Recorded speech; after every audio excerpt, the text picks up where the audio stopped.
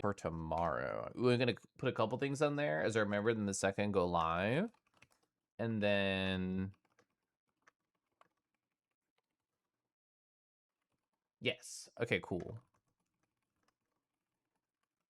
Perfect.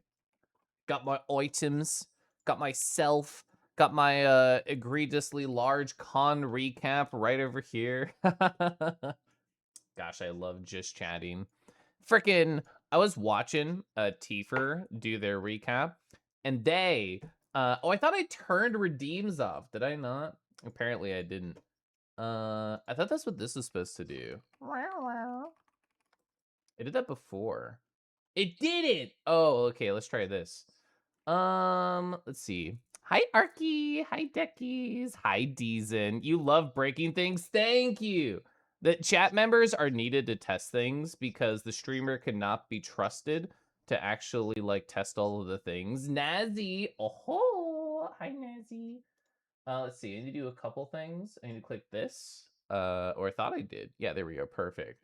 Woof bark. Hi, Yuki. Yuki, hope you had a great rest of your night after I saw you last. Let's see. Fangy can always be trusted. I'm gonna doubt that just a little bit. Let's try this. I think that's the one that does it. Yeah, perfect. Does this look untrustworthy? Actually, it's a dragon, so no. I trust every dragon implicitly.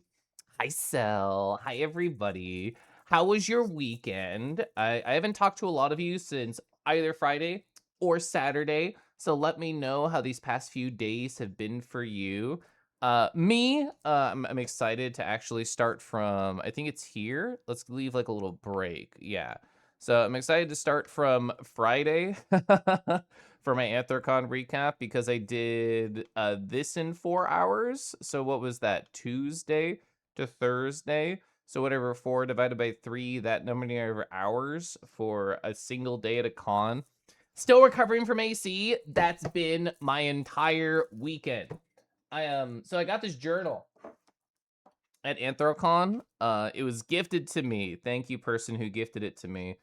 It's a dragon journal. I've actually been using it specifically for tarot card readings, and like that has been very good for like restructuring myself post Anthrocon. Freaking every con, I need some time to like, restructure myself. But specifically after Anthrocon, because it's like a week-long trip for myself. I guess week and a half, really.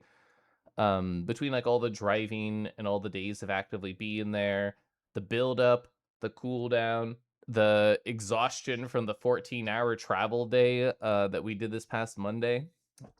Yes, I thought I was going to be recovered fully by Saturday. I did need a little bit more time today. 4 years of stabbing bots. That's awesome, Dio. Thank you. You wish you could up a journal or sticker book? You need to write in a journal. Where's my personal journal? I'm looking for it. I was using it earlier. It might be on the floor. Oh, I see it. I have to scoot a little bit farther than my headset will allow me to scoot. There we go. This is my actual journal. Hi, Deckies. You're on the journal. Anybody else in the chat on the journal? I don't know. This is what I've been using for, I don't know, a little bit over a year. I guess it would have to be a little bit over a year because all of these stickers are stickers that I got last Anthrocon. So shout out to Helix's butt right there. That's what Blur is pogging at. But yeah, I think I'm like 2/3 of the way through this. Yeah. The majority of the stuff that I write about is just like anxiety in life and whatever. Well, I guess notes about books. Yeah, Assembler. I wrote about that in there. A lot of tarot card stuff, honestly. Other book notes. Esoteric thoughts about me restructuring my life.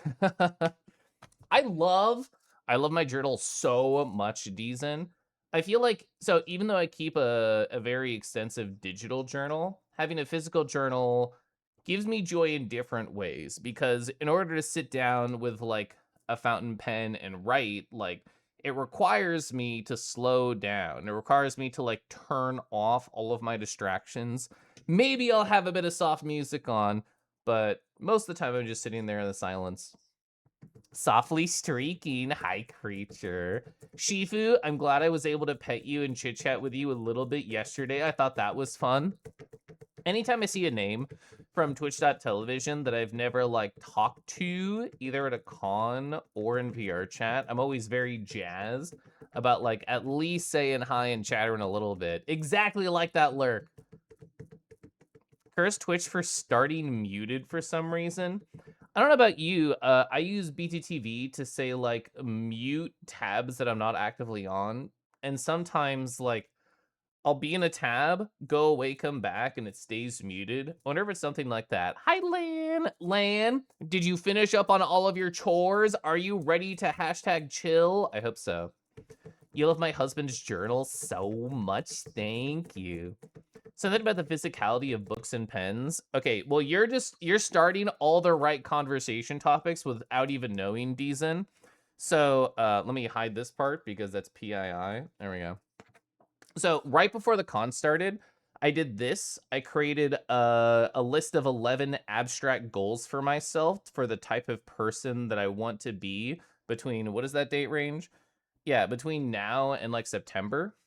One of them, yeah, number 8 right there. I yearn for physicality.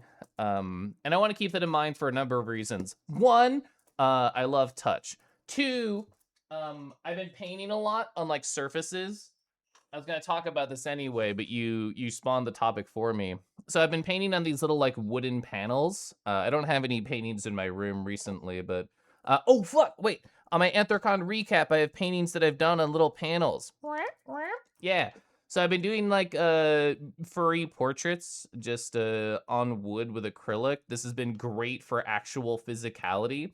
But I purchased something over the course of like the con where this is actually a gessoed panel. It's clear gesso, so you can't see it, which I've never used before. And I'm actually really excited. This feels so smooth. This is the ungessoed side. It's kind of scratchily. But this, ooh, I know exactly what I'm gonna paint on this, and I know exactly what I'm gonna paint on this. I'll probably start on those either tomorrow or the next day. I did some like rough digital sketches of the two things that I want to paint on both of those. I plan on finishing those up tomorrow and then starting. Ooh, I'm jazzed about that. You got a fountain pen and need ink that doesn't smear and is more waterproof. Yeah, that is actually rough trying to find like an ink that's good for like waterproof. I don't know if it's a combination of the pen and the ink or the what, but there's definitely some colors that I have. I have like a Noodler Sunset Orange, which is very pretty, but holy fuck, it takes so long to dry, and therefore I'm more likely to smear it. This color in here, it's actually a deep purple. It's Robert Oster's Dragon's Night, and that's a very pretty color, and it also like dries really quickly.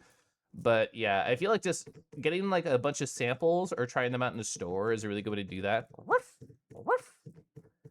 It was nice to talk to you and be pet by you. That's one of my favorite conversation starters. Shifu is just like, is it okay to pet you?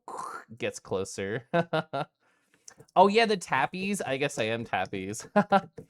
You like doodling with the fountain pen I have? I kind of want to try more things that would involve like actual pens and pencils because I've been big into acrylic and minus I have a bunch of them here. Thanks, Lan, for giving me a bunch of them. Minus all of my micron pens. I knew that would fall. I haven't really like used anything on top of the acrylic, but I have used this for a couple of pieces. I guess before I got into acrylic painting, in my regular sketchbook, I would just do some like lining and some sketching with the fountain pens, and it's really fun to use the colors. Coffee, how was your trip going with, oh my god, the dragon? It was going so fun. You're driving home, says Lan. 1.5 hours left. We'll be listening in and around in spirit. Thank you for my spirit. Oh, you take good care of it. So I haven't done much as actual painting. I like this year, I was just talking about this with somebody yesterday, and I love talking about it.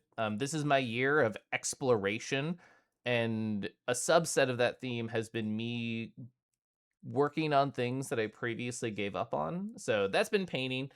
I haven't painted in like 2 weeks. I did this one right before the con, and then where did it go? And then this one right before the con. But this upcoming week, I'm starting again. I'm committed. The fountain pen that I have, you might be using it wrong. You used Raygo's briefly and you had no issues. Yours is the fact of having it stop writing. It's so Raygo, I think their daily driver is the Twisby Eco. That one I've never, it looks like this. That one I've never had like any issues with in terms of starting and stopping. Literally, I have like a multiple $100 fountain pen, and that one starts and stops a lot. This one's perfect, and it was like $25. um, but yeah, I've actually had to like sit down and clean some of the pen tips, like empty out the entire canister, and then like put this in a little bit of soapy water, and then and just like pull it in and push it out, then clean it, then dry it, then refill it. And it usually helps with the stickiness, but you don't want to do that. You just want to sit down and write. Today is the first day we have not been in and out and about doing stuff. I mean, I saw the ice cream pic and that was so fucking funny. But I'm glad that y'all are getting some time to relax. I actually spent a lot of yesterday and a lot of today just relaxing. I'm trying to, where's the thing that I wrote from Wolvie? Normalize inefficiency. And I've been sticking true to that today and yesterday. But I'm very excited to get back to doing things tomorrow.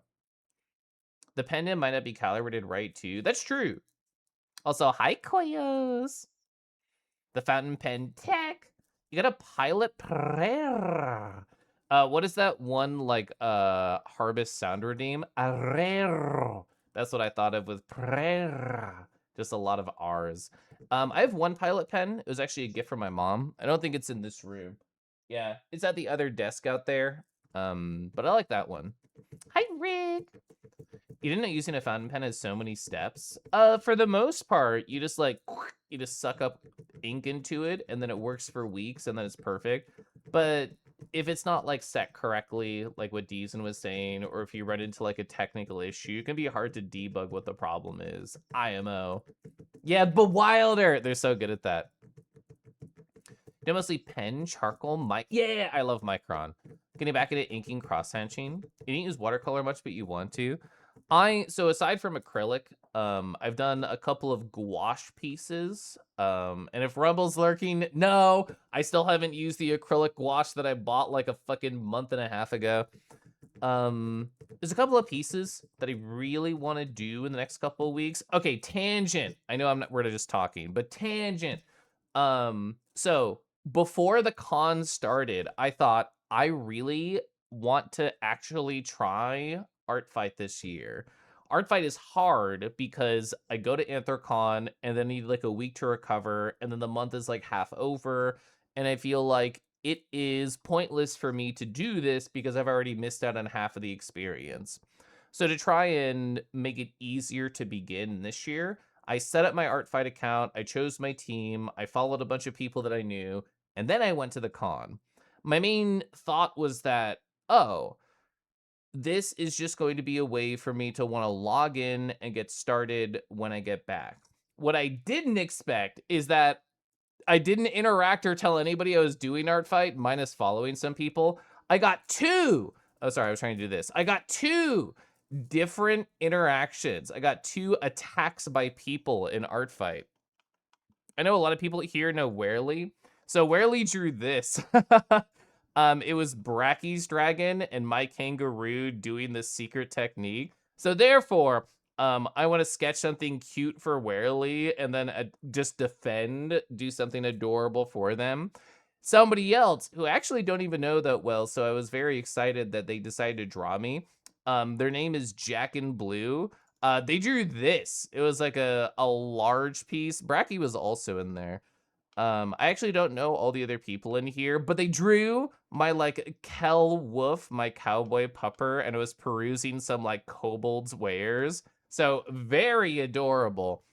I am Jack and Blue. They don't know this is coming unless they're lurking right now. I was sketching right before the stream started, and I know exactly what I'm going to be doing for them.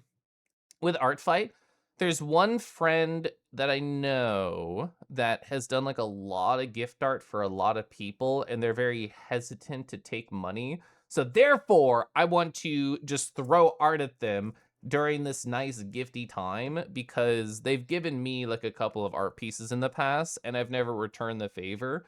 So attacking these individuals and then attacking that one person who I'm keeping a mystery just because they might be lurking, who knows, those are gonna be my art plans, minimum for the rest of the month. Scrolls up in chat. That's true. Yeah, watercolor and calligraphy. Hi, Zap. Zap, did you start in your ref sheet at all? So you got to show the magic of shaved ice is so good. You should ask their opinion. I think they're addicted. I wonder, I mean, when I think of shaved ice, I also think of other similar treats like Dippin' Dots. I haven't had Dippin' Dots in a while. They got 4 refills on our trip out to a festival. I fucking love simple syrup. Not even one at the con center. I mean, alcoholic slushies and shaved ice have a lot of parallels, Lamau. Hi, Cynic. Hi, Sancho. Is Artfight like a standardized thing? Yeah, there's a site. It's artfight.net.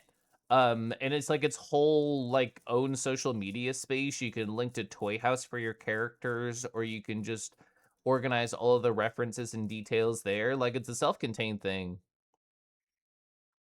Kettle pedaling the puppy. Ruff. TF potion. I know. Kyolio. Oh, you started? That's exciting. You said it was a base, so I'm assuming it's like an adorable Eevee, or what is it? Jolteon? There we go. I was trying to think of the right word. Kelif, I challenge you to a tea off. No, we want the tea on. You can't really see it, but my mug warmer is on. The tea will stay warm. They're mostly the same ingredients. Yeah, one just has alcohol. The alcoholic slushies, they just pour beers from the store in for some of them. I actually didn't know that. I've still, like, not had a singular alcoholic slushie at Anthrocon. You always forget when your tea gets cold. Mug warmers are so freaking nice. This one you can't see because it's on the top. It can go from, I'll go through all of it. It can be 176 degrees, which is really hot. It can be 150, which I still think is still too warm, or 130, which is actually exactly what I want for a nice sippy. Oh, yes. Ooh. Ooh, yes. Ooh, yes. This is the exact temperature I like. Oh, it's a Foxy base and some stickers. You haven't found a Jolteon base? I was actually curious, like, if you had found one, but foxes? Who doesn't love foxes? Is this gonna be, well, you said you did this last December, so probably not. I was gonna ask if it was gonna be for, like, your Anubis, and that's what you're gonna do it on, but I'm guessing it's gonna be, like, your Jolteon just on a Foxy base. Hi, Felix, hi. You saw them pouring the pineapple steel reserve in one? You made note to never try that one specifically? Okay, good. Mm. That was very nice. That's a quince ginger tea, by the way. I got it at a European market like a couple months ago. But yeah, Chad, I hope you're doing well. I'm literally just going to be talking about Anthrocon for probably 4 hours and then maybe other random stories along the way. But always, my stream is more about just chatting than it is about anything else. So if you want to talk about your life, your boys, your alcoholic slushies, your dragons, I'd love to hear about all those. You should get turnt with Zord and tease them until they explode. I was imagining like their hair becoming more and more vibrantly saturated as you tease them until they eventually literally explode. So on my last stream, I talked for 4 hours about my experience on Tuesday, which is the drive down. It was 10 hours to Ohio. We stayed the night. Wednesday, 3-hour drive to the con. Get to experience like all the people. My painted badge totally survived and didn't fucking explode. I got gifted a collar. I saw a whole bunch of beautiful friends. I had a bunch of tea, a bunch of snacks. I did a really fun tarot card reading. Side note, Tifer was doing their con recap today. Funnily enough, they are slower than me by their own admission at con recaps. So it took me 4 hours to get through 2.5 days. It took them 4 hours to get through 1.5 days. So they're gonna be doing that for a little bit, which is very funny. I talked about this a little bit on my last stream, but I gave a tarot card reading for Tifer on the first day of the con on Wednesday, and I didn't realize how impactful it was for them. They talked about their own perspective of, oh, I don't really know a lot of people. I know like Kelif and Lan and Hawk and maybe a few others well, but there's so many people at the con, and I think it's going to be really hard for me to approach them. The reading that we did was about the intimacy of the known. That was the first card, and the intimacy of the unknown. And apparently, the card that I pulled for them for the intimacy of the unknown, the Curandera of Fire, the basic reading of that is just like passion. Like, there is excitement, there is love out there, but you specifically have to be the one to grab it. And I just thought it was a fun conversation. And honestly, I kind of interpreted it lightly differently than they did. But they talked about it on their stream just earlier today. They were saying, I think this card set the pace of the con for me. After that, after Kelif pulled it and we talked about it, I realized I have to leave my social inhibitions behind and just jump right in and then just believe that I can do it. Which I agree. Very cute. And I'm glad because a number of people in their chat were saying like, Tifer, you said you're feeling anxious, but you actually felt very confident when I saw you at the con. They said this card was a lot of it. As somebody who I mentioned briefly earlier has been writing out a lot of their tarot thoughts in the new journal that they were gifted. Actually did a 5-card spread, which I rarely do. Yeah, here we go. You can see I run out a lot of thoughts. As somebody who enjoys to have a conversation with tarot to help understand their upcoming pathway. Shout out to Tifer for allowing me to shape their soul a little bit. Probably both. Some sort of Anubis Fox. Gonna use it also to figure out what you want for the jolt. I actually just don't know because I don't think it came up, Sap. Have you ever like done this before? Like art program, filling in sort of bases, playing around with like colors and shapes and stuff? If not, I'm sure that'll be like very fun. And I get to like learn how to do all the patternings and everything. Hi, Matthias. If their face is the color of their hair, you haven't won. You gotta keep going. Release the inhibitions. Feel the rain on your skin. I love that song. Warely. I just talked about it and I showed it off. Thank you for your art fight attack. Fucking, I was literally at Anthrocon for like a week and a half and then multiple travel days before and after. So I didn't expect to come home to not one, but two. I saw you in the comments of this one, so I know you saw it. I didn't expect 2 different attacks from people. But thank you, Warely. This is so fun. I love the idea of me doing a secret technique with a dragon and then matching it with our long neck. Very fun theme. Tap, tap, tap. I don't know why I'm so tap-pilled. I literally didn't have any caffeine today. I didn't have a coffee. This tea over here is actually herbal, and I didn't have any other tea today. I didn't have any tea, any coffee, anything. Not even decaf. But I'm actually just feeling very jazzed about life. Jackie found you at the con. I saw Jackie. We actually had, speaking of tarot, a really good tarot card reading that I haven't gotten to in my recap yet. So you have basic knowledge of art programs. You don't know some like the finer tricks or details. I think probably, I mean, I don't know how they set up their layers in something that you purchased. Theoretically, it'll be nice and it'll just be like, hey, do a fill layer here for this part. Hey, maybe learn how to do a mask. Masks can be very helpful in art programs when trying to do like specific patternings and having the non-destructive editing. But I also was very fucking confused by masks when I first saw them, so. Thundy has a bit of experience with Procreate. You'll probably ask them, no coffee! You're my fill. I didn't need to sip any other coffee when I have you around. Your art program's a pencil. How has that been going? What is your percentage of all the critters that like you have gone through from that game?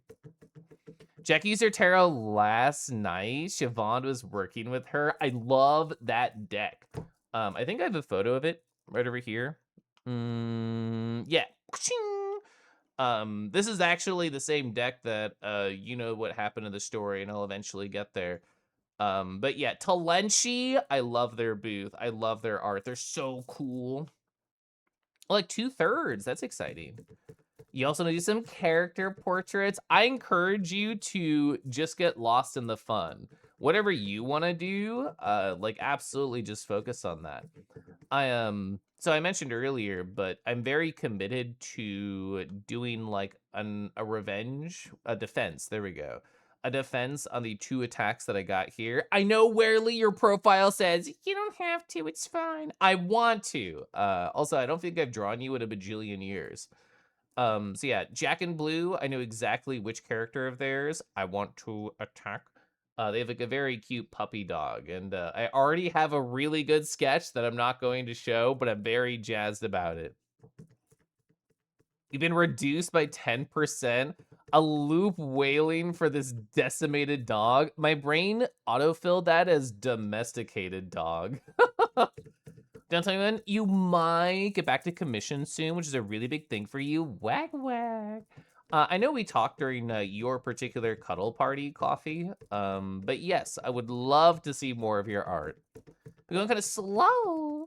So your main goal is to finish off where the sequel comes out. I think that's very realistic, right? Hi, Corby. Hi, Money. Hello. How are we doing? Well today? I am. Honestly, today was pretty chill. Like, I flirted with boys. I did chores. I went food shopping. I worked on art. I schemed. I love scheming. I journaled. I did nice yoga and meditation and affirmations, and I journaled, which are all the main things that I should do every day to make sure that I stay on top of my own brain. And it was nice. People keep hyping you up about your art and it's working. Arf, you're susceptible to praise and flirting. Good. Also same. If I have a low motivation, if somebody either praises me or flirts with me, then I am actively going to be more motivated to keep doing things. Hi, Mythic. How's the stream? I literally haven't talked about the con yet. So we'll eventually get there. By eventually, I mean right now. I'm gonna sip my water.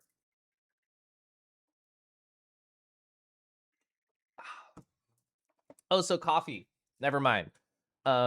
So at your party, I did that thing where I walked in up to you and asked you to compliment me specifically so that I could show off that my collar is very jingly.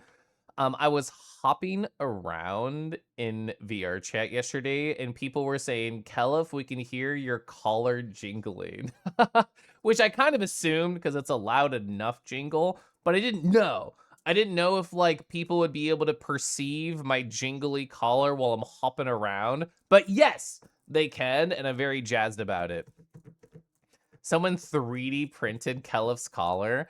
Actually, so the Felix collar here, I really like the design of. I think I just kind of need to toss myself to the side. Where is it? Yeah, like right here. I really like this buckle on the side. I think it's very aesthetic. The like red stitching on like the nice kind of dark gray color, very cute. So this is a collar from Collar Factory. Land got one for themselves. I'm gonna reorient myself. And it came in when I was visiting him, which was like sometime in March, and he gave me a vague threat. He's like, "Oh, Kel, if you seemed like you liked it when you put on mine, it sounds like I need to get you one." So that's why I have one now. You can't wait to move around in VR and jingle. Hi, Toe Muncher. If they can hear my collar, they can hear yours for sure. I am an animated fellow. This is true. I'm an eager guy, and therefore I like to hop about. Let's see. So, Friday. I've already gone through all the other days of the con so far. And I woke up on Friday, like, feeling pretty jazzed, but I was also feeling pretty tired. There's the 6-2-1 rule for people unfamiliar who don't do cons a lot. The idea is that you're supposed to get 6 hours of sleep, at least 2 meals, and at least 1 shower. It was hard to get 6 hours of sleep. One, it was in the middle of the heat wave, and therefore every single day except Sunday, without exaggeration, was over 100 degrees with a heat index. And depending on what hotel you were in and how many people were in your room, it was either sweltering or freezing and like nowhere in between. Because everybody was trying to keep their room cool, but some particular systems couldn't handle it. Ours could. I actually was kind of freezing. That first night, I had like two paper thin blankets and a wolf right next to me, and I was still like kind of cold. I'm also just the world's lightest sleeper, parentheses, super negative. So I always wake up a lot at cons and I don't sleep really great. I think I probably got like a 5.5, 6 hours, maybe, from Thursday to Friday. So I'll admit it, I woke up a little bit grumpy. But I have to remember the power of self-care. It's like, "Oh, did you get your water? Did you get your dog treats out of the dog bowl? Did you make sure to stretch? Did you journal? Did you meditate? All these things?" No, I just started the day a little grumpy. But, like, actually getting the fuel that my body desired, AKA caffeine, water, food, I immediately felt like a plant in a dry desert getting put in nourishing soil and then watered. That is how I felt after actually feeling the power of self-care. A tea reminder? That's funny that you did that, Vernon. Hi, Vernon. I will sip my tea. Mm. You're so backwards at cons. Doing normal con things, you don't generally approach anyone. At a lewd party, you're in your element. When was the last time I've ever gone to a lewd party? Is the answer never? The answer might be never. I went to a mahjong strip party, but like that wasn't sexual. That was just people getting naked, which is not the same. So yeah, I don't think I've ever been to one. I guess to be fair, I don't seek them out. You're either an animated fella or a fanimated Ella. Kitsu taught you that role that, oh, you're also Kangi, which is part of the reason you like to hop about. I do like to hop about. 6 showers, 2 hours of sleep, and one meal. Honestly, during the heat index, I feel like we needed 6 showers a day. Your room was cold all the time. You were literally so excited for the hot fucking con, and you got the frigid room. You would straight up die at over 100. I guess you are Canadian, so therefore you're weak to heat. Hot and cold at the same time. Yeah, it was die hot or die chilly, and there was nothing in between. Your group had a heat exhaustion incident on Friday. Oh, I'm sorry to hear that. Was it like a suitor who didn't like get hydrated? You need better earplugs. So I brought two solutions. I brought loops, mostly just in case I wanted to go to like a loud con environment, like I wanted to go step on the dance floor. I didn't sleep with those. I actually slept with, oh, they're right here. My Bose noise canceling headphones. I actually heard them die for the first time at the con, like run out of juice just because I used them the entire night. It's probably not the perfect solution, but those are my two like tactics when like I'm struggling to sleep. Is if I put on my loops, not strong enough, noise canceling earbuds. Hail the holy sleep replacer. That is what I felt at the con. I had a lot more caffeine at the con than I do on average. I was talking to somebody yesterday and they're like, "Oh yeah, I have 4 to 6 cups of coffee a day." I usually max out at like 1, maybe 2. At the con, I was having like 3 or 3.5. Makes you feel so much better. I was a thirsty little flower. I'm so happy people were there to help me. Hi, Kadoom. This is such a good paw. Oh, this paw emoji. Oh my god, it's yours. Wait, you have a paw emoji, which means that you stream. Oh, apparently Past Me followed you. I see the heart right there. The toe ring on that, very good. You love my fox mug? Yeah, this was a limited run design, so you can only get these on eBay right now, I think. But very cute. I love it. Flap, flap, flap. Yeah, you have a mantra or a manta sleep mask with Bluetooth headphones, and those work wonders for you. They help with your insomnia. That's awesome. I'm snoozing this ad. We're talking about important things like toe rings. Akashic high. It's true. I've literally gone through this amount. Well, that's not even true. I was trying to highlight the first line.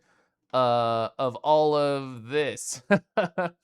So, yeah, it only took 35 minutes to get through the first 2 lines. That's a great average. Meow. You think I might try to get to AC somehow next year? I go to AC every year. It's my husband's birthday con, and he loves it for fursuiting. And I know so many gosh dang beautiful animal folk from the internet that go there. I am wholeheartedly committed to go to AC forever. Actually, my husband and I were talking about this. Kansas City, where I live, is getting a first con next year in like next April. Actually, you know what I'm gonna do? My husband told me that he registered, and I haven't done that yet. It's probably gonna be a quote unquote small affair, like compared to what I'm used to, especially with AC. I don't even know really what to expect from like how many local people like would go. But it's a why not? It's like literally in my backyard. Okay, reg for KC Con. It is on my tomorrow to-do list now. Really? Yeah. Let me go find the link. Lan sent it to me. And then I was talked to about it with my husband. Where's my Lan DMs? Oh, they're pinned. That's why.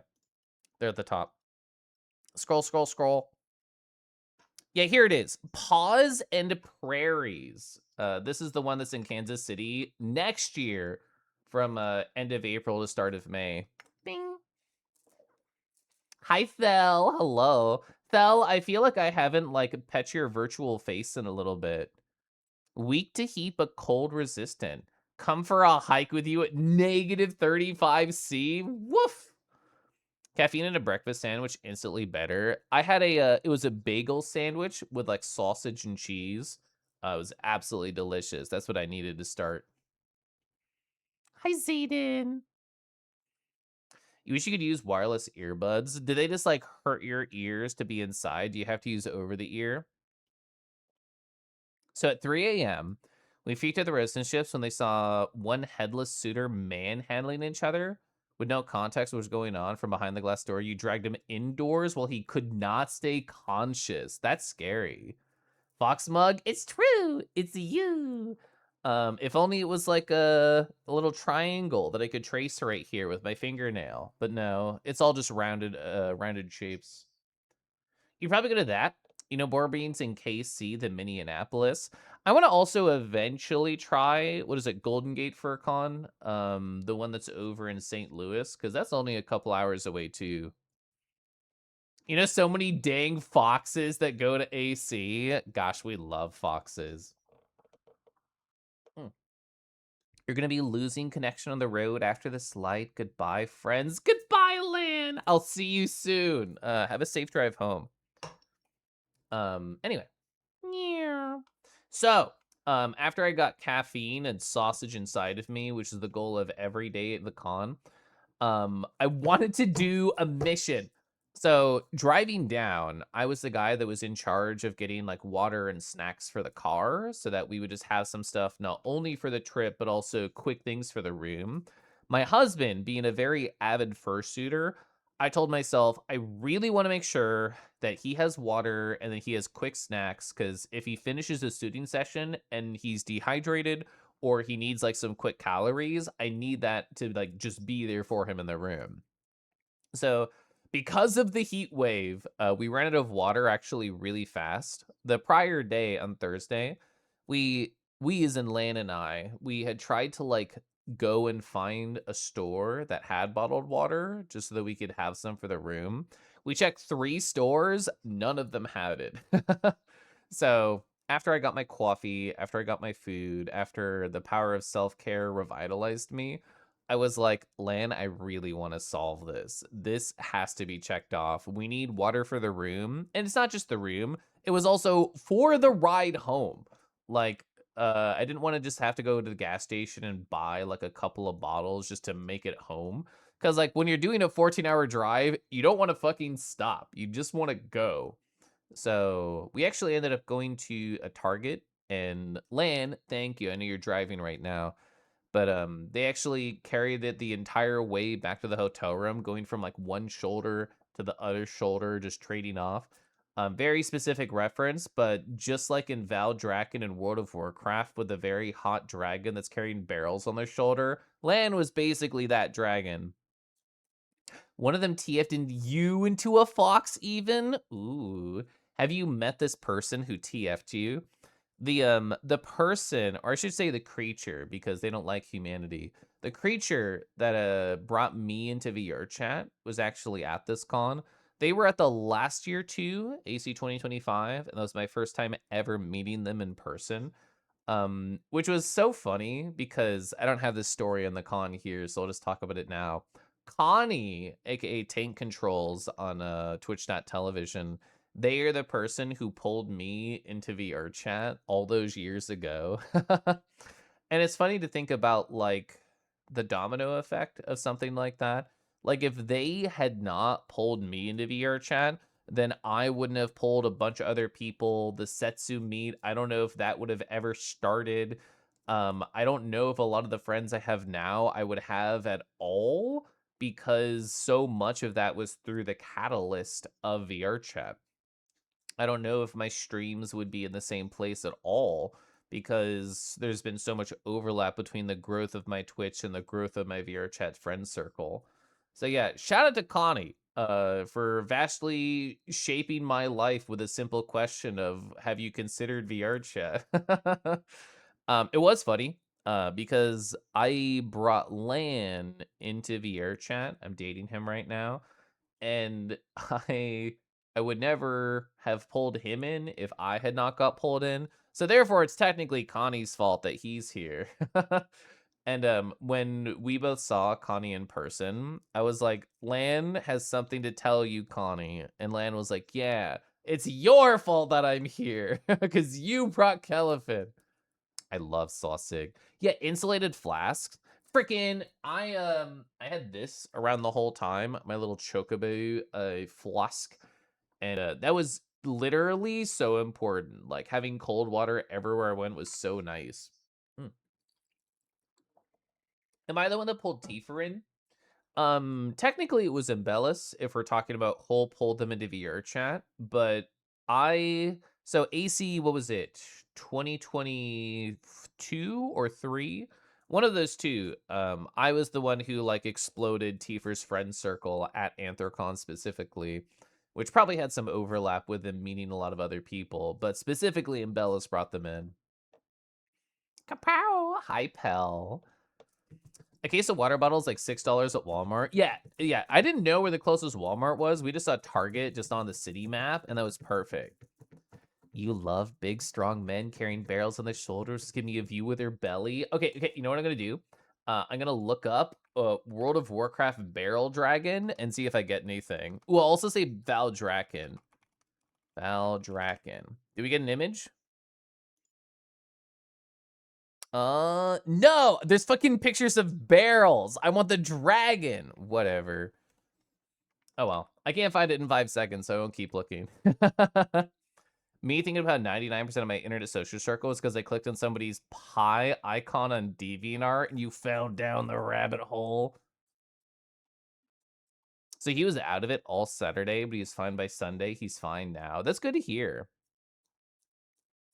Mm. You always having cold water is so perfect. I want dragon normal. I'm normal about dragons. You think Canadian Dragon and then later Kitsuneko were responsible for a lot of your current furry friends?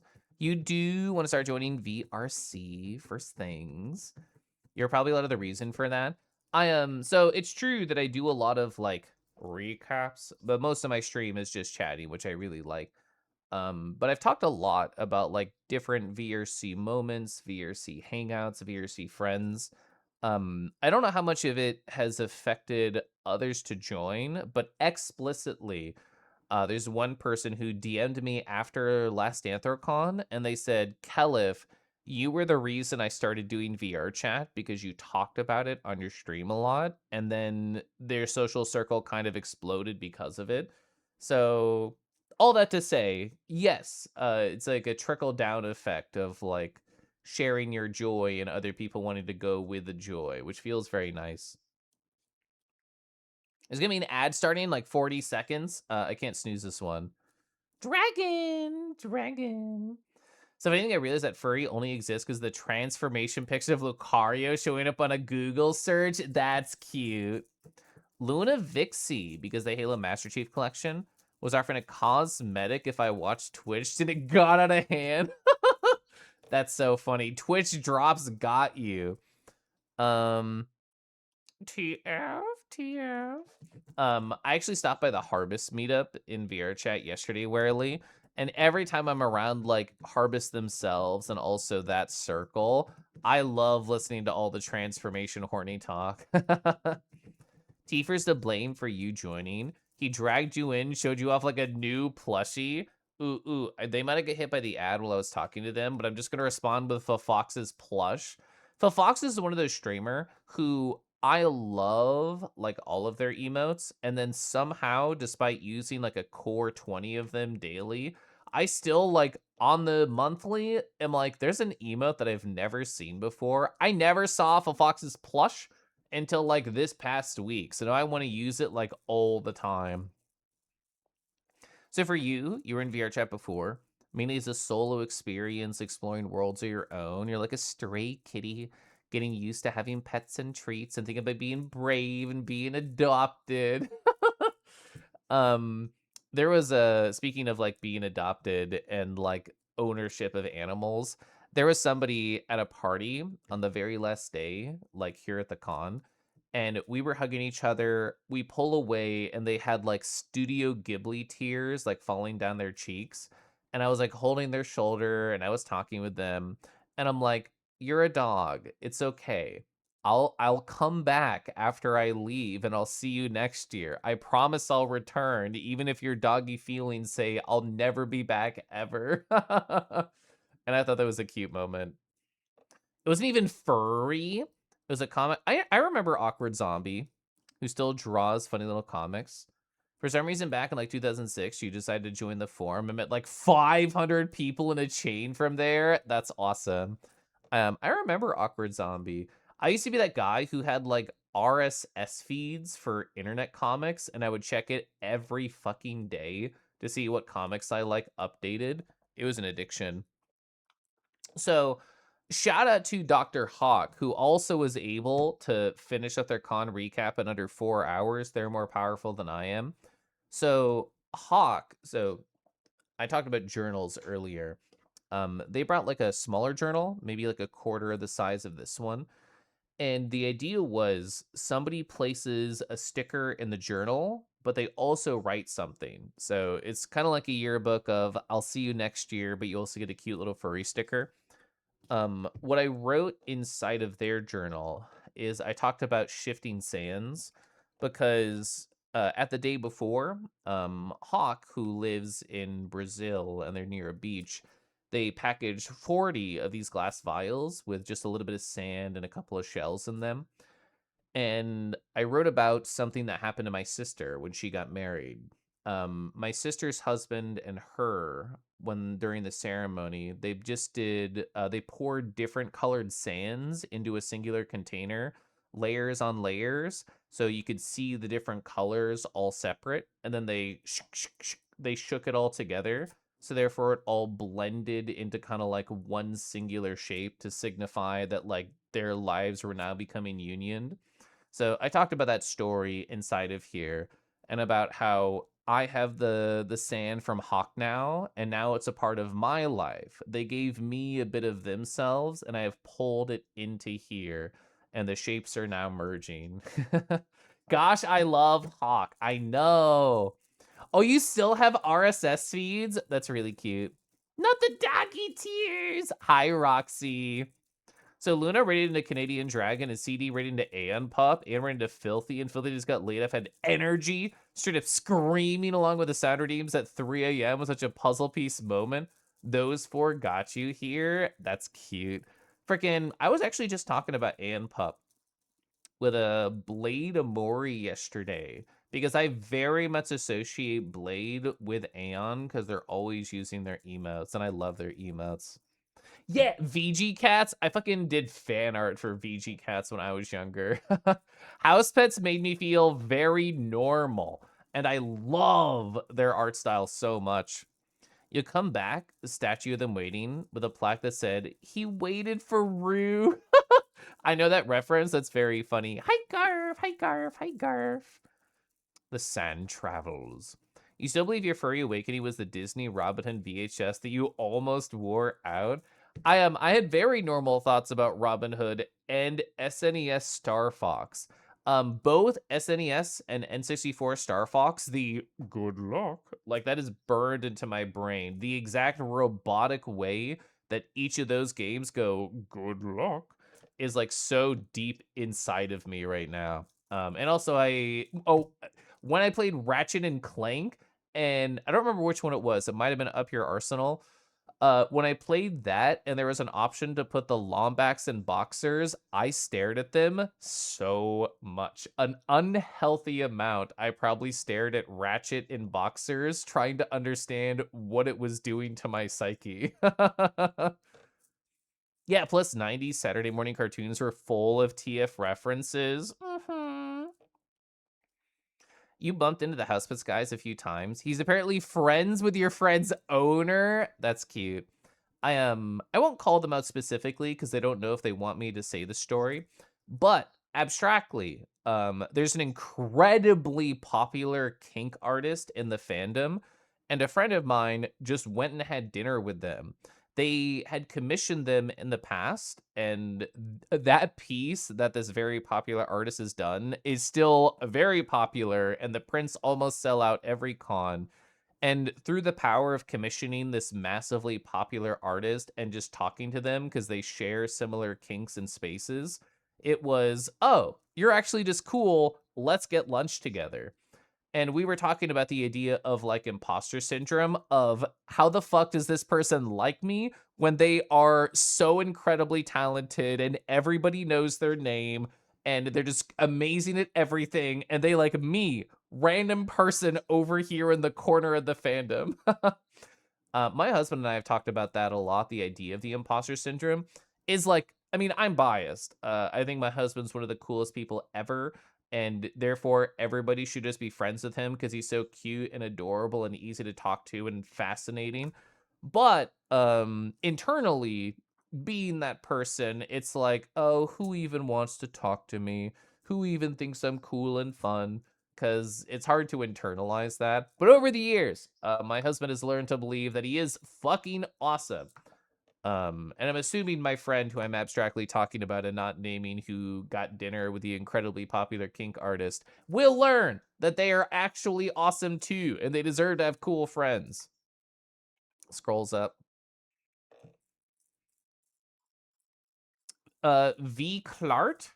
Oh, VCL art. I portmanteaued it. Fucking VCL art was the first time that I ever found porn furries on the internet. There is a piece of furry porn that's burned into my retinas because it wasn't even explicit. I'm gonna try and abstractly draw it here. So the idea was it was a Halloween piece. It was kind of like a horizontal one right here. And then there was a pumpkin in the center, and then there was just like a furry like right behind it with like his legs sticking out and his like upper body over here, and he was like leaning on his arm, and he was looking so cute. And I thought, "Oh my god, what's behind the pumpkin?" And this, like, made me explore VCL art because I was so curious of, like, what if I could learn what is behind the pumpkin? Is there a version of that? And then I saw actual hardcore furry porn on VCL art, and it completely shaped my existence. Ratchet and Clank, probably for you. That's oh, it is an Up Your Arsenal skin. Let's go. Watching old shows and games like this better not awaken anything in me. I know. Oh, Khajiit and Argonians. I definitely was very normal about playing Oblivion when I was younger. Hi, Bristle. Gosh, Ratchet and Boxers did awaken things in me. You don't know how people like you? Literally, my money, I don't think I told you, but on the drive home, I was like, oh yeah, something, something, my money. And my husband was like, I like talking to my money. Boom, you're not around and people are appreciating you. Corvy, if you're lurking, I'm appreciating you. No, no one is too lame to talk to a fucking furry. True. Oh, Sly Cooper goated. I actually never played Sly Cooper growing up, but if I did, I'd be even more horny right now. Gosh, you love TOS. If I could somehow find like this piece again, 20 plus years later or wherever the fuck I found it, because I was like a teen, I'd be shook. I don't think I'd be able to. Speaking of dragons, I don't actually know. Wrong name. Green Monkey, who's gone through different name changes at this point. They were the first VCL artists that I found that completely reshaped my younger brain. There was a piece of it was a yellow dragon, yellow orange dragon in a completely white t-shirt that was wet and therefore see-through. And maybe may or may not they had a throbbing cock in the photo too. That was like the first dragon dick I ever saw, and I was like, holy. And then I've never stopped looking since. Hi, Sneezer. Sneezer, you're so normal too. Needs toes, true. Imagine if the pumpkin was actually covering the toes and the cock was out, and that was me being like, what if I could go find the toes showing? Did I ever find the Juiceps edit of this piece? No, I didn't. You're trying to not be the fly in the wall recently. I hope that's going well. I mean, I feel like I saw you around a lot this con, parentheses positive. Oh, Zero Fox 1000. Their art is so good. Was technically supposed to be on there. Good quality Anthro Dragons. Mm-hmm. Oh, you met him at FC? He had to take out his FA because it had his real name on it. Lamal. Hi, Hawk. Hawk, I mean, I got distracted talking about how I found furry porn for the first time. But I was talking about your cool journal. I hope you had like really wonderful entries inside of your journal. I was telling chat about the entry that I put in yours with like the shifting different colored sands kind of mixing together. I loved the journal idea. And then I love how like one day later, Tifer's like, I'm stealing this idea. Let's see. So, I very rarely ever use my super sponsor perks at cons. I've been going to AC since 2018.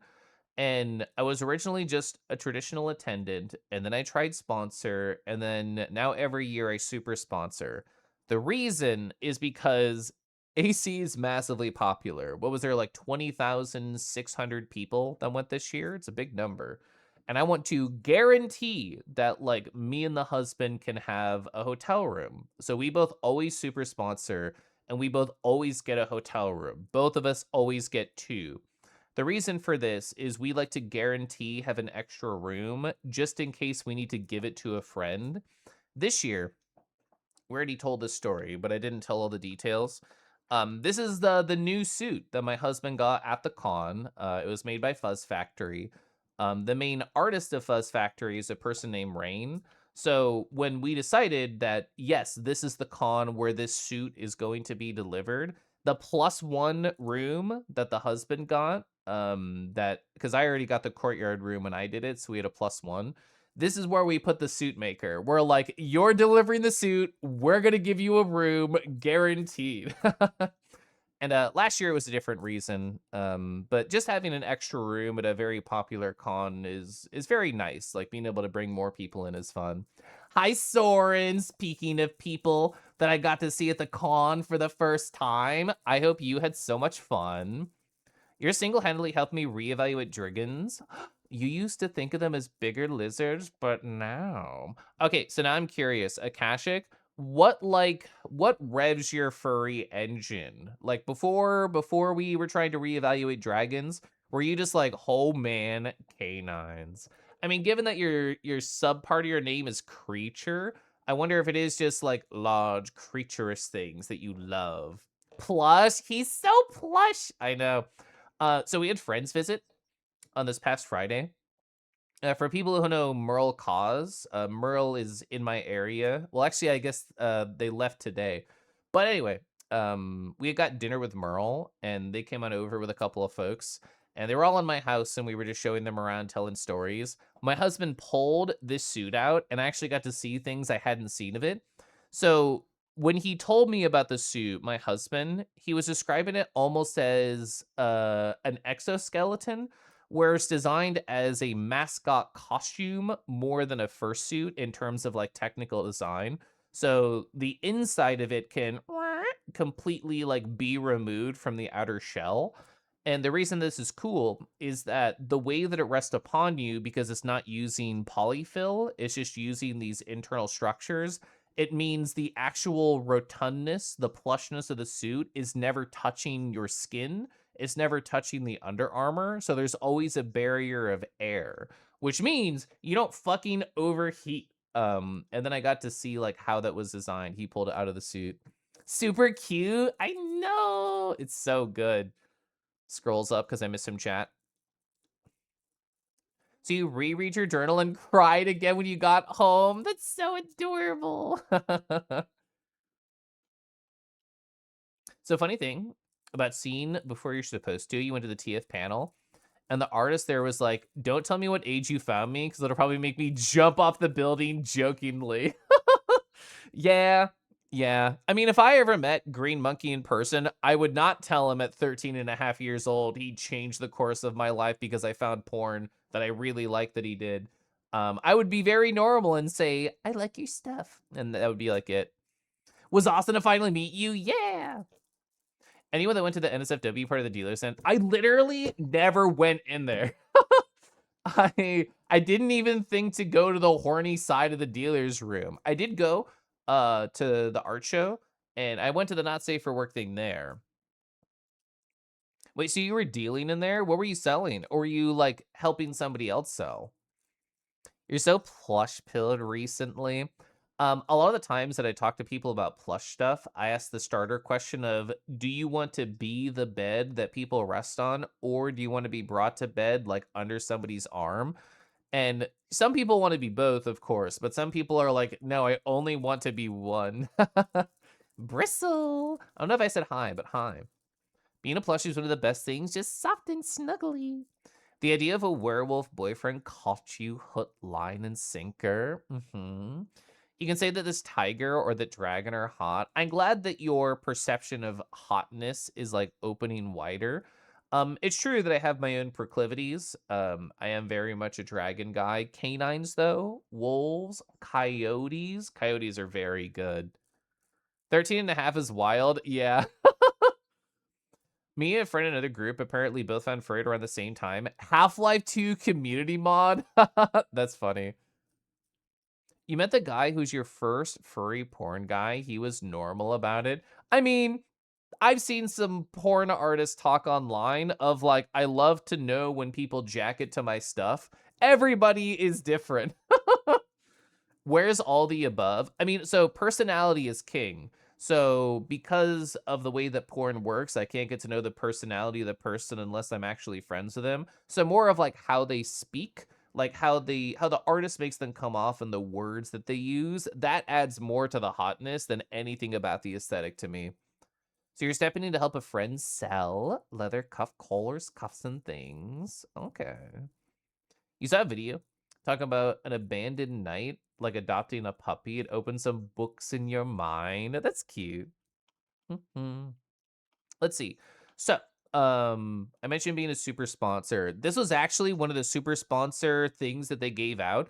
I have this over in the other room because my current playmat is a dragon. But as soon as this expires, or if I spill coffee on it or something, I have a backup one thanks to being a super sponsor, which is very cute.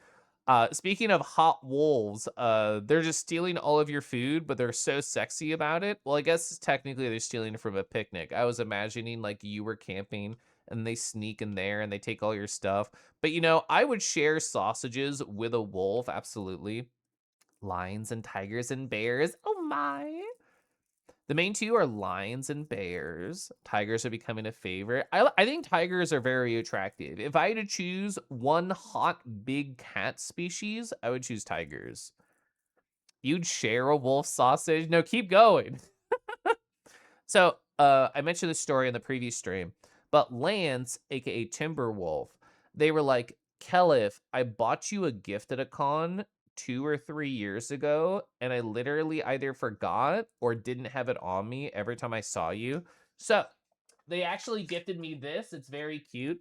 It's a little kangaroo charm. Look at how orange they are, how creamsicle they are. They have like their own little ice cream treat right there. And then the other side is just oh, it's so adorable. I was going to put this on my keys, but I haven't yet. But thank you, Lance, for buying this multiple years ago and then eventually throwing it my way. I happened to see them as I was like in the line to get like all of this super sponsor stuff right here. So shout out to them for being like in that exact location.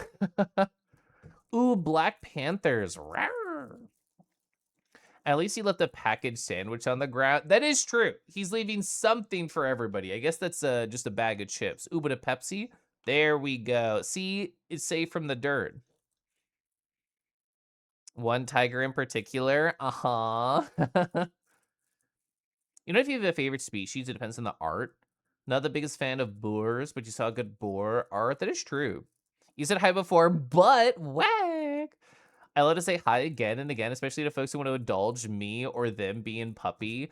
Frickin', I was stopping by Blade Amori's stream earlier today, and a number of streamers have this, but they have like a percentage check redeem. And somebody rolled percentage check puppy and they got negative 35% and were completely distraught about it. And somebody said, "Don't worry, I can train you to be a better puppy, :3." I also did percentage check puppy, and I also got like negative 31%. I added this other person, and I'm like, I also need good puppy training. It's going so bad right now. But Gear is so cute. Well, get your pup up. Thank you. Where's that picture of me that I think is funny? Yeah, me at the con wearing the collar. I feel like that is a good way to get the puppy up anyway. Let's see, where were we? Okay, so I'm gonna talk about all the swag that I got at Dealer's Den now.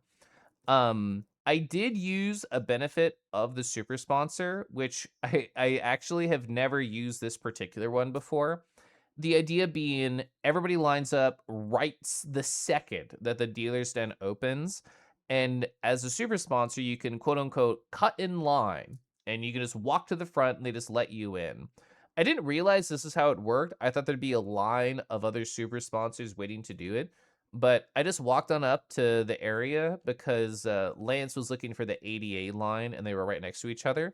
So I'm like, I may as well go in. I'm not doing anything else. Everybody's here anyway. So I walk on up to the guy and I say, "Oh, is this the line I get into?" And he looks at my badge and he says, "No, you just cut to the front." And I'm like, "Oh, okay." So never used that perk before. It felt weird feeling special.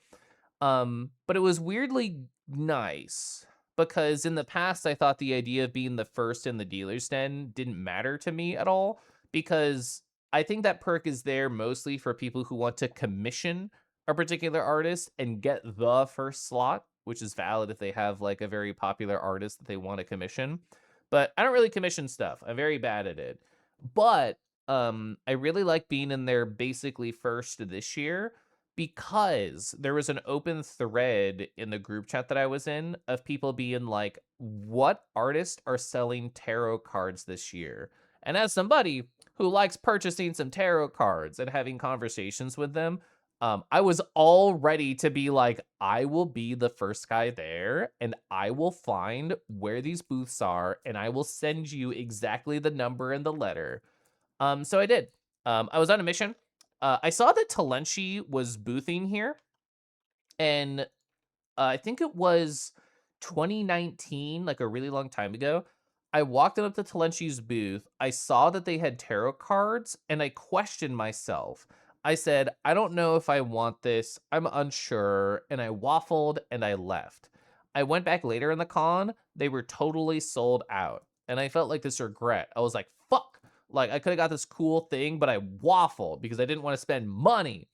So last year, I saw Talenchi selling these cards again, And I talked to her about it. I was like, "Oh, I haven't seen you sell these in like a couple of years." And they said, "Yeah, we're kind of doing like a limited reprint right now just to kind of gauge interest." Because last year, after I bought this and I liked it, I looked online, you literally couldn't purchase anywhere. You couldn't purchase from their official site, you couldn't get it from their Etsy. It felt like what they told me at the con was true, where it was very limited, like they were only doing it in the con circuit. So, with that lens in mind, I walked onto their booth this year.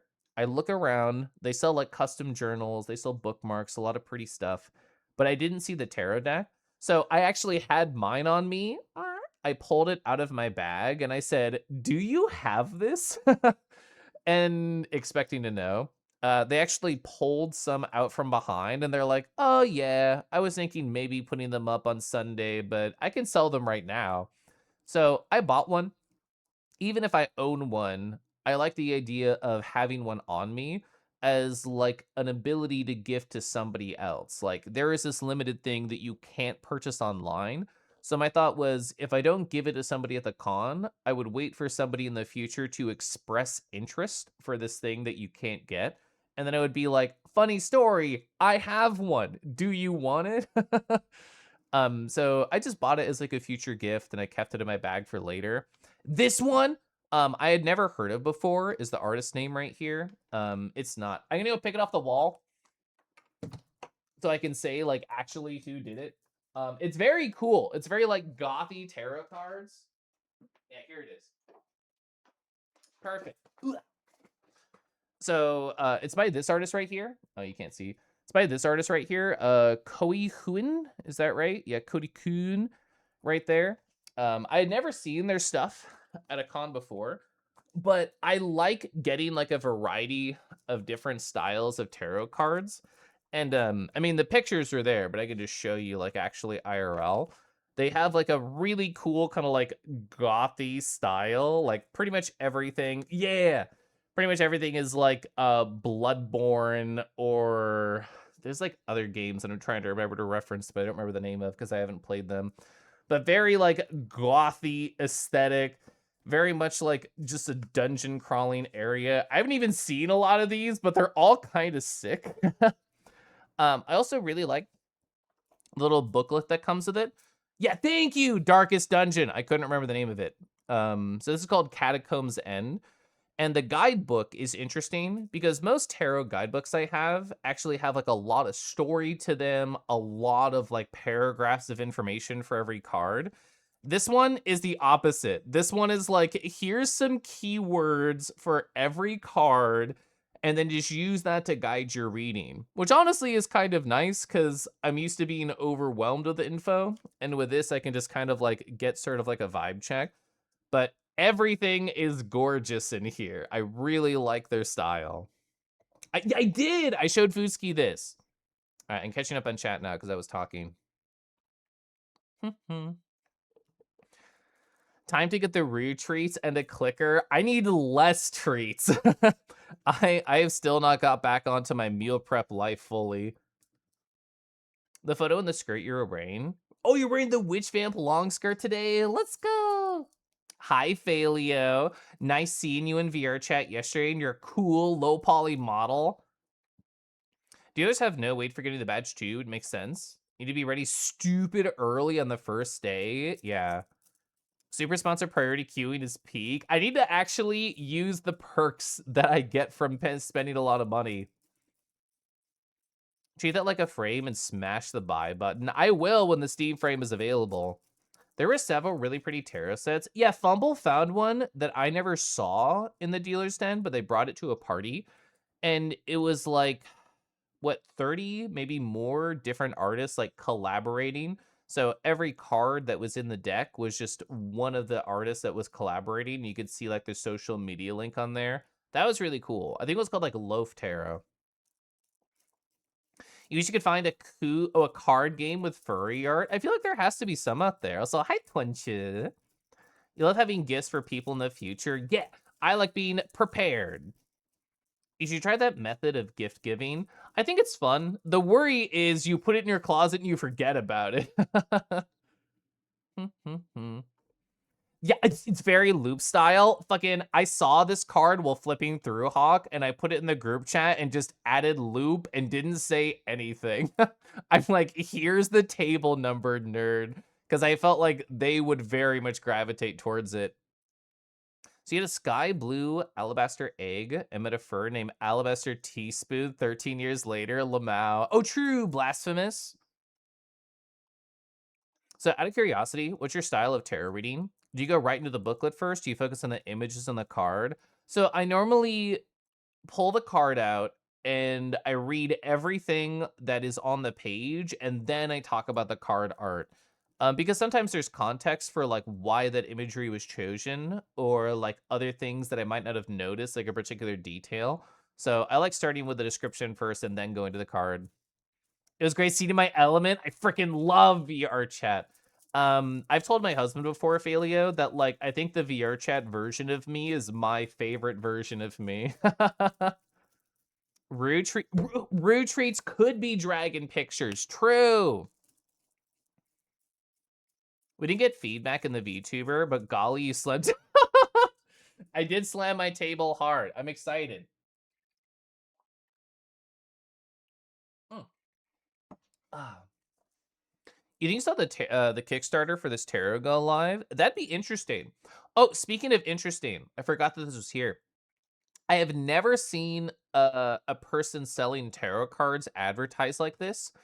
So it says full deck price tag, sampler price tag.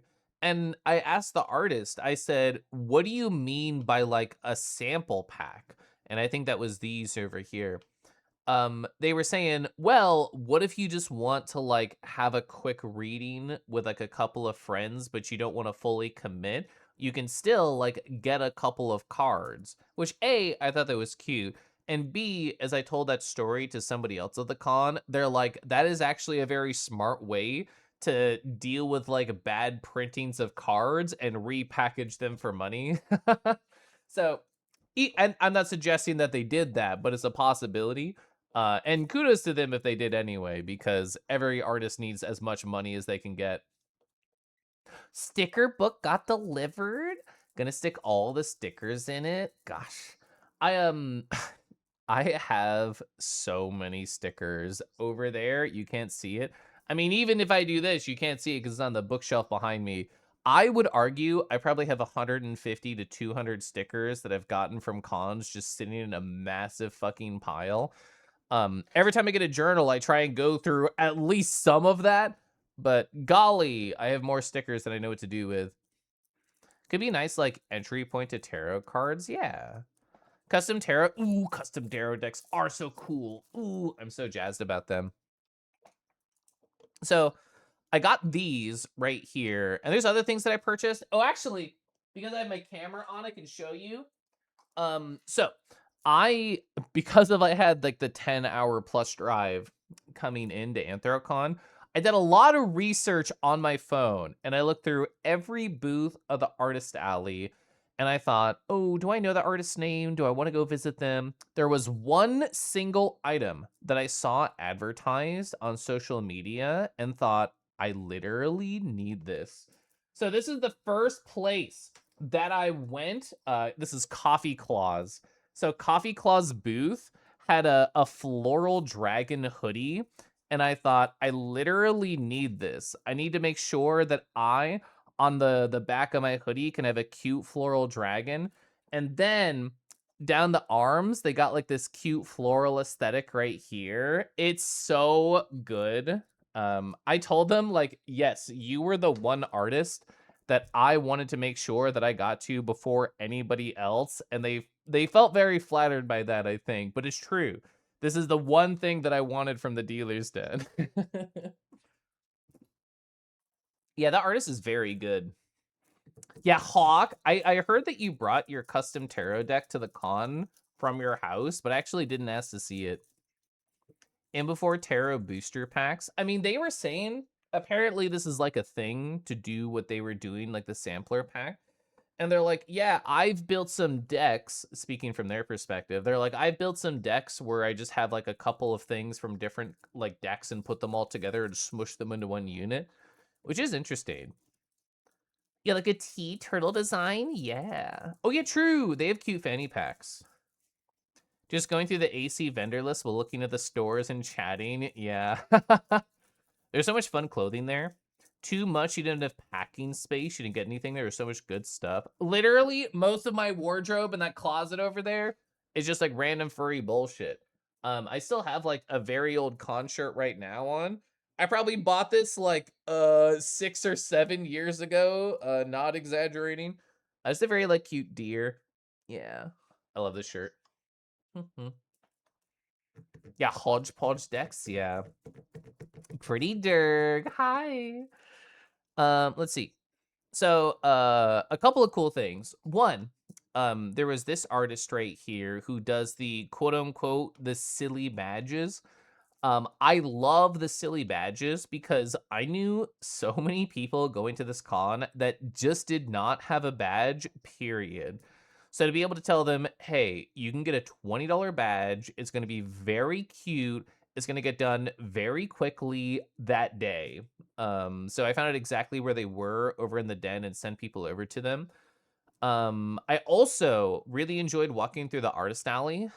This is not like pictures of it, but I'll just leave this in the background because this was also in the dealer's den.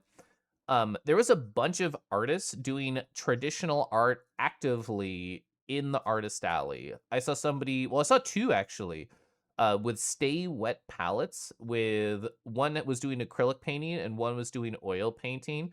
And as somebody who's doing a lot of traditional art recently, I was enamored. I actually have the card. Eh, eh. I got one of the cards of the people. Like this person was here, like actively. What is their name right here? Awful Feline. So Awful Feline was just sitting there and painting in the artist alley, which is such a baller move. They were working on styles of pics like this. I love seeing just like the texture of all the traditional art. Like growing up and going to art museums, I can never relate to the subjects really. It's like cool. The forest in 1842 looked really pretty in the middle of nowhere, France. I'll never get to experience that. But seeing physical media with furries like tickles everything inside of me that I need tickled. Oh, you know that railroad doggo? Mhm. Oh, is this one? The railroad dog. You love silly badges. You love being silly. You're so silly coded. Oh, sun's out, Tums out, tank top. A lot of people doing traditional art at the round tables. That's true. Yeah, I saw some cool stationaries. Somebody told me, and I don't want to frame it as a dejected angle, but their stance seemed to be, oh, people are getting into traditional art because of AI. But I think that's fine. Of, oh, kind of like fuck digital a little bit. You can't train my art if it's a physical piece of paper in my room, nerd. I think that's fine. But also, I love seeing all the physicality. The art show was incredible for that. Like everything there was physical. Asterix, there was some digital stuff that was printed out. But Six Leaf Clover, who actually have a calendar of in my room, they had digital art pieces that were printed out, but it was printed out in such an interesting way. They like did it in layers, almost like a 3D printing. I don't remember the name of it, but it was like on an actual piece of wood, and you could see the things that were closer to the camera, quote unquote, like the character in the foreground, they were like thicker, and stuff in the background was like thinner and farther back. I'd never seen that done for like a digital printing, so it was so much cooler than just like a standard poster.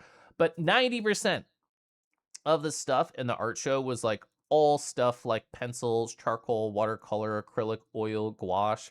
It was sick. Imagine not being silly couldn't be me. So true. I think Cadenza has maxed her silly stats. You need a portable watercolor set. So actually, it's probably dusty. So I got this thing called the portable painter. I'll show you the structure of it because I really love it. I actually put on my weekend list, but I didn't get to it. I want to go do like a plein air session in a park again. So I brought this and I filled it with gouache for the last like adventure that I did outside. But I love how like nicely this just folds up.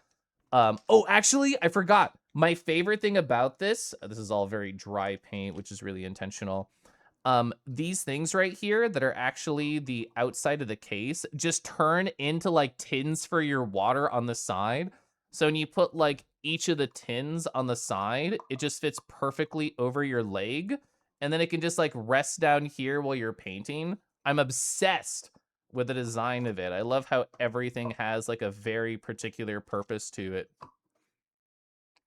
You're actually only C plus rank silly. Don't tell anybody. I think you're absolutely selling yourself short.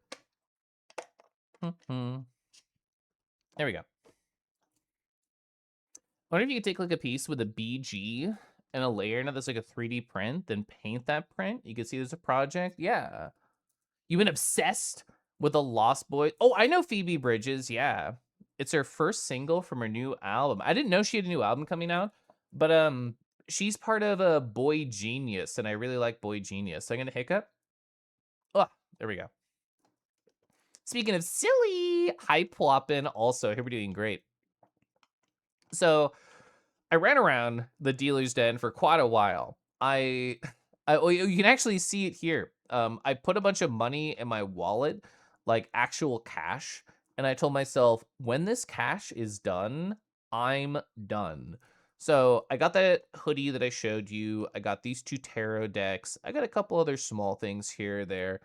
I actually walked on up to Rat Wednesday, who's an incredible artist. They do a lot of digital, but also physical media. Well, it's actually, I'm gonna go grab it because I think it's cool and I want to show you.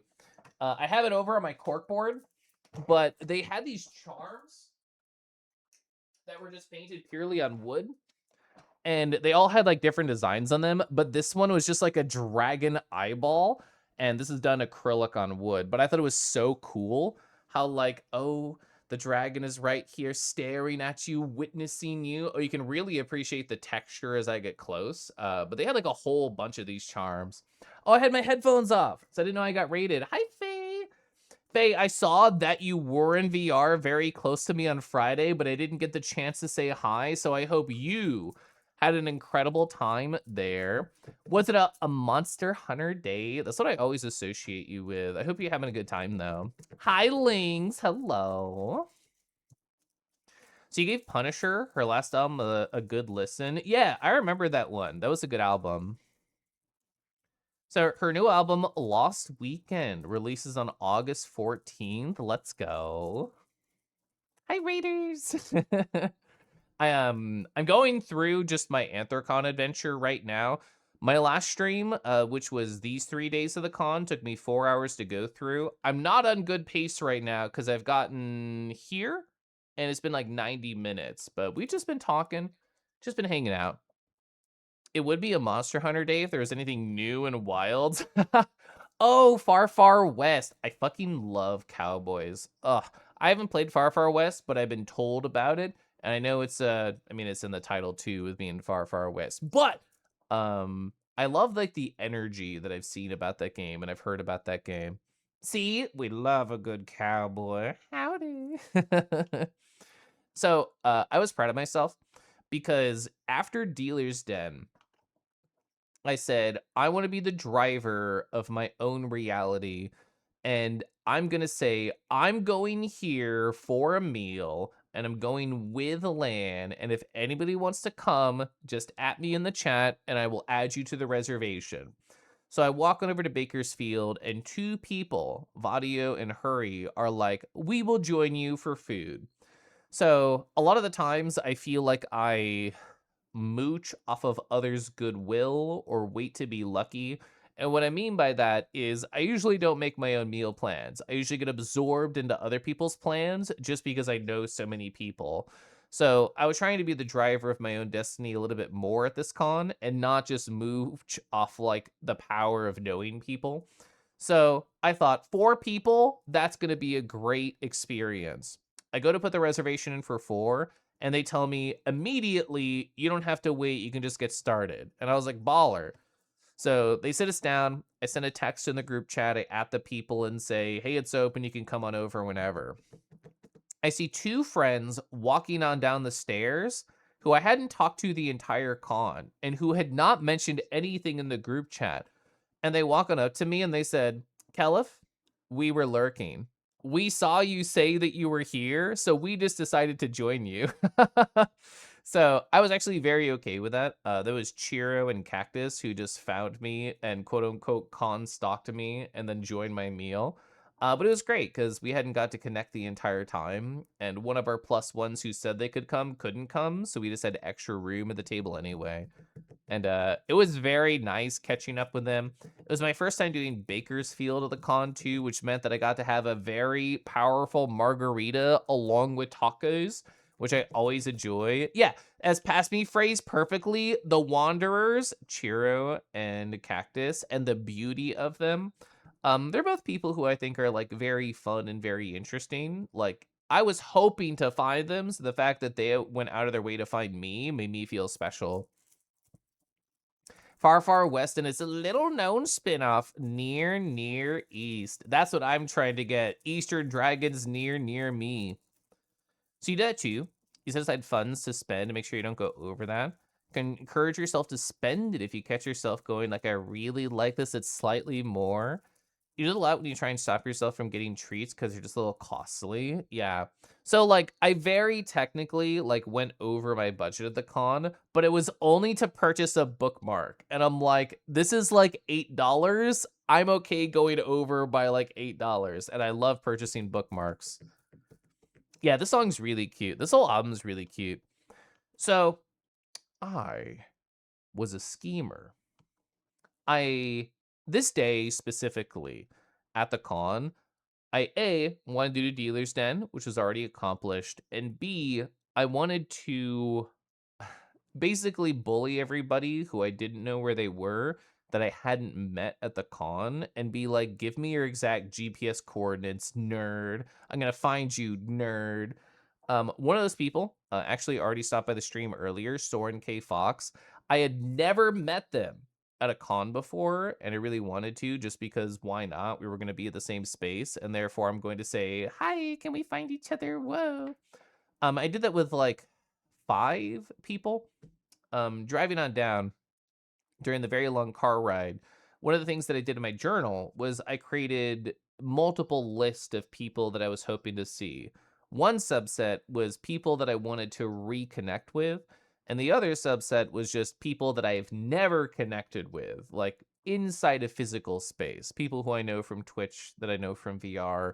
So I was scheming. Today was specifically the I'm going to find all those people day or determine whether or not they're going to have time to see me type of day. Hi, Kiba. Hi, Faye. How do I do? I'm doing really good. I mostly just been showing off like things that I purchased at the con, like this dragon eye that stares at you that is a painted thing on wood by Rat Wednesday, and I think it's awesome. I was talking about like the tarot cards that I purchased. I was talking about just being a silly little guy, which is pretty standard for my stream. Kiba, nice listening and chatting with you yesterday. You're always fun to talk to. Um, so I was scheming while I was talking to Soren. I got a text from Bass Boost Wolf, and I was so excited to get this text because I was on what was it, like the top floor of the DLCC near like 318. I was in the little artist room with Soren, and I've been having notifications on my watch at the con basically the whole time because I want to understand what to say yes to and what to say no to for opportunities. So, Bass Boost was like, Kelif, I have Lunar. Where are you? Lunar Buho was one of the biggest targets that I wanted to find at the con because I've known Lunar for like, I don't know, 3 or 4 years at this point on the platform. I've seen them in VR. They're the reason that I ever played World of Warcraft in the first place. A lot of disparate reasons I wanted to see them. So Base saying, I have this person that you want to see on a silver platter. And by the way, they are literally right around the corner, less than 60 seconds of a walk away. I was like, oh, perfect. Soren, lovely talking to you. I have to go do this. So I walked it up to Lunar and I showed them my badge and they're like, oh my God, Caliph. And then we just started talking. Lunar, and I mean this affectionately, is the most ADHD person that I've ever experienced. And I already knew this having talked to them online, but seeing it in person is actually kind of hilarious. There is a bat fursuiter there who goes by the name of Mata, who's also a Twitch streamer, and Lunar was having conversations with me and Mata at literally the same time. They were like, Caliph, it's so nice to see you. I'm excited that you're here. Mata, I can't believe that you did this to me. It's actually, I'm going to be thinking about it all day. But Caliph, tell me about your con. I hope it's going well. Mata, I hope you know. I'm still mad. And like this split kind of attention of literally two conversations at the same time is exactly Looter's energy, and it's like so specifically them. It's very funny to me. Dragon Eye Talisman to keep a watchful, protective eye on your domain. They will see everything that happens in my life because I put them on my cork board, and that goes directly into my computer room. So now I have a new #1 stream fan. It's called the Dragon. Yeah, Lunar's really sweet. I'm very happy that I got some time with him. I also saw them in Suit as well when I was running about. Hi, Marshman. Hello, I hope you're doing well. Let's see.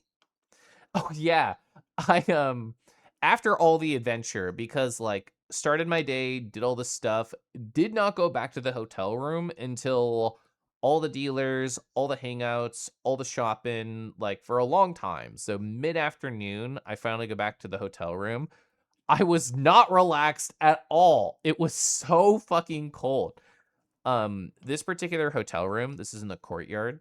This is essentially the structure of the thermostat, where it's just a little thing down here. You have all the numbers right here, and you can turn it either to the left or to the right. So in other words, it's not precise. You're not like typing in 75 or anything like that. It's just kind of on a wiggle.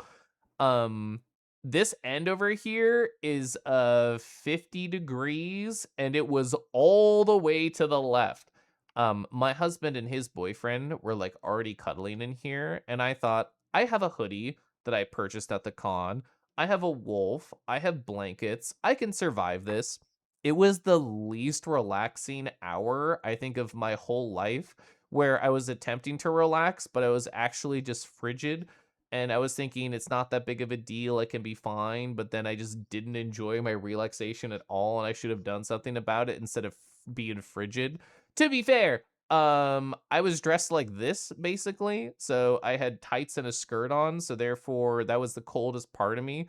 Because the hoodie was there, true. The boy was there wrapped around me. My husband noticed I was cold and also added their body warmth to it. So I had a body on my left and a body on my right. I was still cold the entire time. Um, and this should be a good thing because it was in the middle of the heat wave. But in that exact moment, I was actually kind of hoping for some warmth. Twitch rolling out a special tier for a sub, and it's just the dragon eye. I mean, having an icon to the side, kind of like the sub icon, but it's just like Eye of Sauron, that'd be pretty cool. Gosh, the Felix icon. We love Felix. Lan, I didn't know where to put this story, so it goes here. Lan was like, I plan on bringing my balls to the con, and I had never had balls soda before. Haisha, I can't believe your first message in my stream today is about balls the soda. That's very funny. So these are like energy drinks, and I've heard of balls many times in the past. I just never suckled upon them. And Lan had a entire cooler of them, actually. So every single day at the con, I got to have another sip of a different flavor of balls, and it's very easy to make a fun joke out of it and just say, hey, do you want to taste my balls? Because everybody does that. And it's a furry con, so everybody immediately was already thinking that, but was too afraid to ask anyway. So I got to see them give this to a lot of people. I got to experience. We took the last couple of them over to the Drain the Well party too. But yeah, I got to experience that a lot. I thought they were fun as well. I enjoyed all the flavors that I had. I'm usually not a soda person or an energy drink person like at all, but during cons I say yes to a lot more things. This means I did need more cozy. I actually thought about going to the front desk and then like asking for more blankets. So after I was entirely way the fuck too cold for over an hour when attempting to relax, I went outside in the heat wave in the hoodie and I finally felt good. I was literally, like, walking around just trying to stand in the sun of 100 degrees to actually rebalance my temperature. Great thing to come into. Hi, Haisha, have a good lurk. You're imagining the Eye of Sauron as a streamer. I'm imagining now them having a gigantic headset that, like, the orcs have to operate. It's like, "Orcs, move the mic upwards. I'm going on a piss break." Wild sentence, yeah. Would you permit me to turn on the alerts for 1 second so you don't move away from that picture? Oh, sure. Yeah, I don't mind that. 2 cherries even. Takes you oh, were balls very popular at, like, the anime cons? I could believe that. So a cyber cafe back when I was in middle school had them. I actually don't know if it went fully. Did I perhaps mess something up? Because I didn't see it pop over, and I also didn't hear it. You'll help. I don't know if it worked. Clicks on over to the Discord. If not, I'll just shove a screenshot in there because I have failed you. Let's see. It did not go. Okay, I'll fix that. I'll fix all that later. We'll put a screenshot in there for now. Mm-mm-mm-mm. There we go. Yeah, it did not go. But I'll put the balls there for everybody. I failed everybody. That's what I get for actually trying to have alerts on or off on a dynamic system. That's okay. Let's see.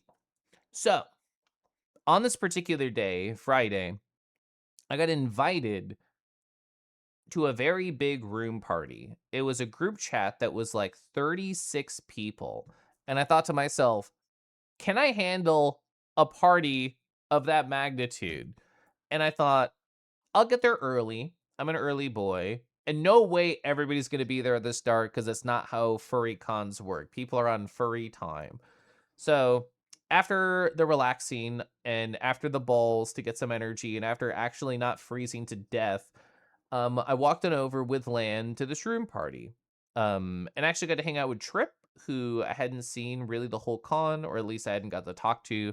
I got to talk to Silver. I got to talk to Nervous. I got to have a lot of nice chats with a lot of interesting people.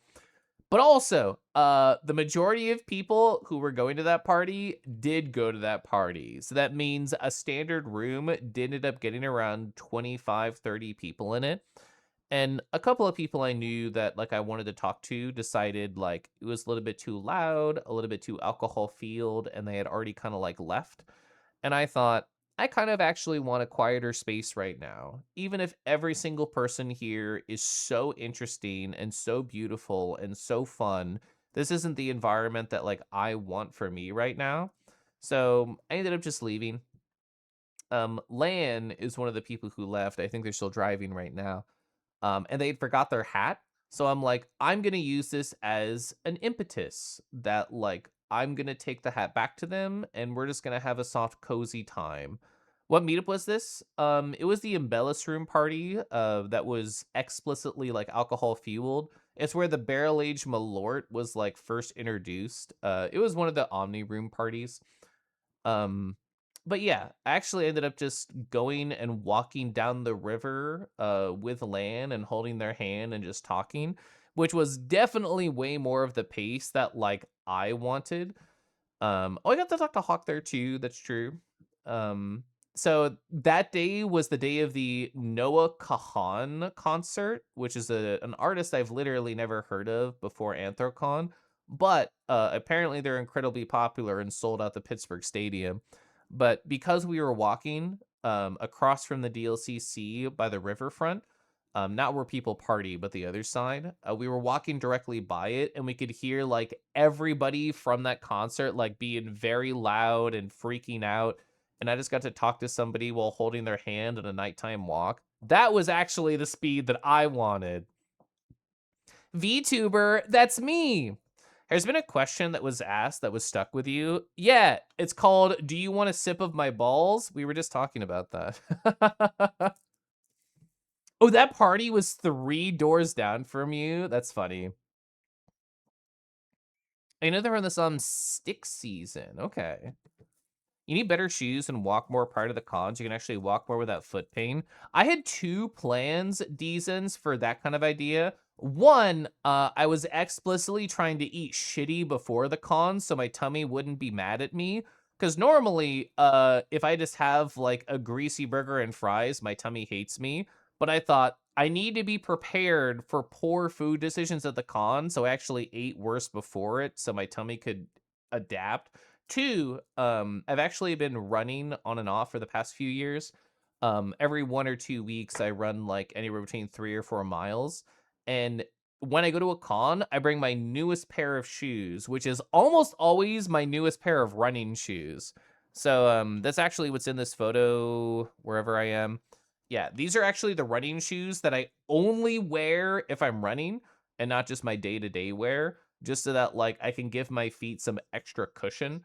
I need to be better about like just walking more like weeks before a con to prepare. I bet if their name was Noah Coffee, you'd be there at the front of the line. No, I couldn't say no to the furries. Although, I did see somebody do a post on social media, and it was linked in a Discord, where they were like, Noah Kahan put on my fursuit head. And then it was just them going like, "What?" Like putting it on while everybody was just taking photos and cheering and whatnot. Akko. Hi, Akko. Hello. Let's see. So I really thought I was going to be the healthiest con member on a Friday. I was in bed at 10:30 p.m. I was journaling under some blankets and holding a stuffed animal, and I was fully prepared to go the fuck to sleep when I was done journaling, probably around 11 p.m. Again, on a Friday at a furry con. And I was totally cool with this. I was committed to just like making this my choice for the night. And then I got a text. Warby Corgi reached out to me and they're like, "What are you doing right now?" And I said, "I'm in bed journaling this moment." And they said, "Kelif, are you a night person?" And I chuckle at this. I respond, "No." And they respond, "I didn't think you were. But either way, do you want to come hang out right now?" And I stared at my phone for a little bit when I got this text because I thought I was already committed to being really cozy and I had tried to go to like a bigger event, but maybe just hanging out with somebody and it's not a party context and we're just going to be talking outside, maybe that is actually cozy. Maybe I'm making the wrong decision by being in my bed with a plushie at 10:30 p.m. on a Friday at a furry con. Maybe I should say yes. And also, I had not seen that person at the con yet, and I wanted to. I think Warby's very sweet and very nice. So I said, "Fuck it. I'm going to go." And then I just got up and I walked over there. So, it actually started raining literally the moment right before, like, we walked out. So, it was kind of like a nice wake up because I step outside and it's hot still, so it's hot water raining, it's not a chilly rain. So, you just me and Lan walk out, I get a little bit soaked walking on over to Warby, and we just start hanging out and we just start talking about whatever. This is around like 10:30 or so, and we ended up talking to 1 in the morning. But it was one of those like nice, cozy evening chats. I had one of these at TFF like 2022, something like that, where it was just like a really long talk with like a very fun person. You just get to have little jokes with them. You get to have like fun moments. A cool thing that I got to see happen live is Anthrocon was busy enough that they ran out of weekend passes and you could only get the day passes from that point on. But they opened up at midnight. And therefore, if you just went to bed and woke up before midnight, you could not get a day pass if you were hoping to. You had to stay up to midnight, go to the thing on your phone or your computer or whatever, and then do it that moment, or else you weren't getting into the con space period. So I got to see Warby do that live, which was fun. Hi, Merle. Merle, did you already make it home? Because today was your travel day, right? It was nice seeing you.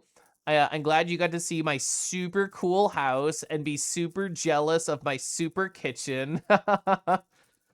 You just been you made it home with so many issues. Everybody I know has been going through hell at airports recently, which I was not trying to curse you with when you were here. I tried not to tell any horrible travel stories that I knew about. Getting a day pass, sure. What about a gay pass? Oh, sorry, bro. I can't make out with you. They're all out of gay weekend passes. No, I was not trying to curse you. Fucking Rago, who was just in chat, went through hell. Val and Bug went through hell with all of their travel. It was rough. Yeah, flights were hell for so many people this past week. Yeah, I agree. Definitely for more than half. You're home fed and ready to hop on VR to hang out with the same people you just left, Tilda. Yeah, that Friday was rough for you. It was very rough. That sucked. Greyhound bus was hell for you. Woof. Ugh. See, like I don't mind airplanes. I hate airports. Tilda. Your hell, yeah, that's true. You had the 9-hour limbo at the Panama at a sucky airport where everything was so fucking expensive. But at least you actually put your sticker there on that one charging station, Lamau. Oh, during the con specifically. Woof. Tappy hands. I'm big tappy hands energy right now. I can't help it. Shout out to Warby, by the way. Um, I I don't know how to phrase this without sounding like I'm asking for compliments, but I'm gonna say it truthfully, and you don't have to compliment me. I felt entirely disheveled when I went to go hang out with Warby. I was like, I've been wearing a hat all day. I'm not wearing it now. I just got rained on. I look like hell. And Warby is here looking literally gorgeous. Their hair is perfect. Their beard is perfect. Their style is on point. They are delightfully chipper at 1 in the morning, holding a great conversation. And I'm like slowly falling asleep with my hair swept to the side. But I told Warby this when I saw them in VR chat on Friday, where I'm like, I thought you looked so beautiful and I felt so disheveled. But it was actually like weirdly motivating. Not the fact that I was disheveled, the fact that they were beautiful, because to deal with the power of the heat, I was wearing a hat like the whole con. But you can see in some photos, I guess I only have one photo of me. I was not wearing my hat at different times. Literally seeing their gorgeous hair at 1 in the morning inspired me to no longer wear my hat so I could feel cuter oot and a boot. This disheveled Caliph is low key cute though. That is true. Yeah. Next year, if you come back through there, you'll look for it. That would be very funny. Tappy hands make you happy. I'm glad because I don't feel like stopping. Welcome back. You've returned and you're all the tired. If you need to go to sleep early, I can tuck you in. I can go take a break, drive over there, come back. I'll only be 20 hours. Let's see.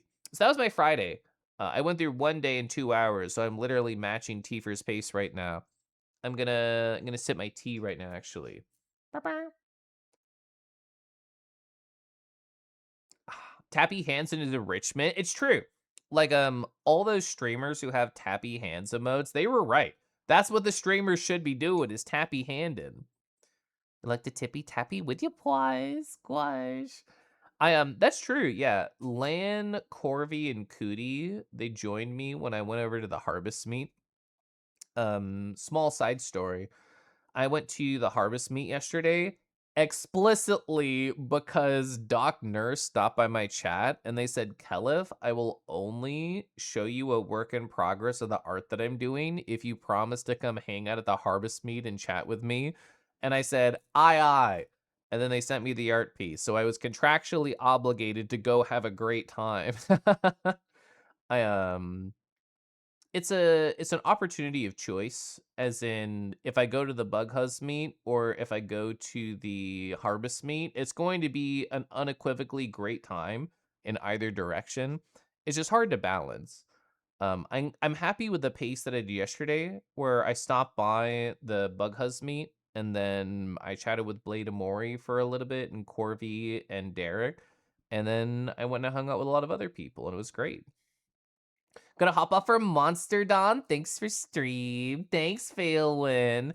I'm excited to see more of the art that you shared to me. I love seeing creativity. Hi, Cell. Yeah, I know. Yes, Cell. You're right in the middle of it with me. He sent a picture. Wait, right here. He sent Tama a picture of me showing off my balls lie on stream. That's why I needed the photo. Hi, Futski. Tonight's stream is wolves. We love wolves and staring at them.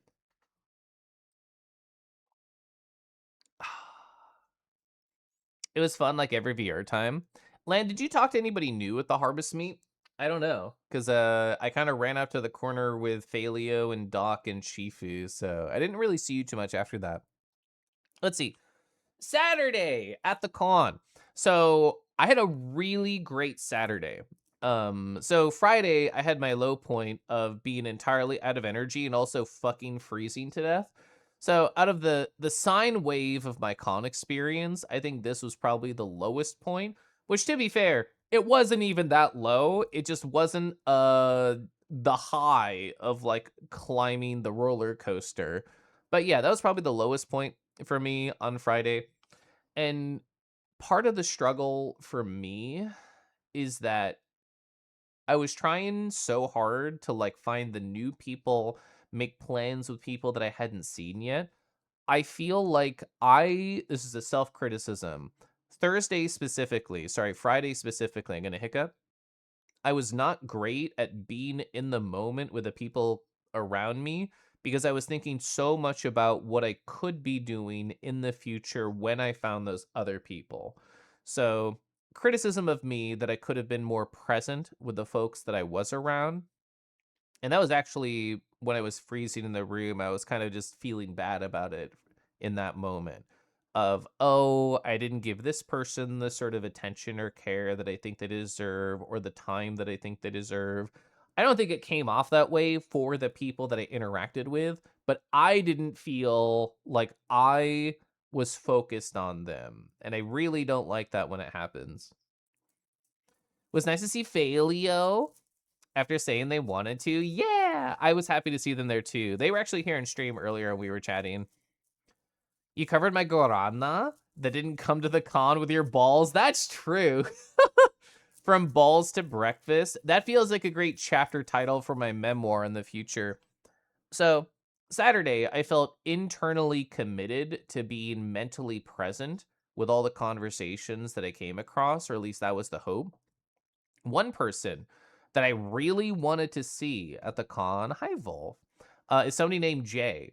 So Jay, I've known longer than anybody in the fandom, period. It's not even a question. This is because Jay is a high school friend. And we went to Oakton High School in Virginia, fucking far ever ago. And I was hanging out with them back in that day, like moving out of my parents' house, going to hang out with them, spending a lot of time moving out of my parents' house into my first apartment with them, and a very, very old friend, like a long time ago now because of high school. And they were coming to the furry con. And I was shocked at this when I got the DM of them asking, Kellef, are you going to Anthrocon? And I said, of course. And they said, yeah, me too. Good night to you. So I didn't actually have the full context as to why they were at the con.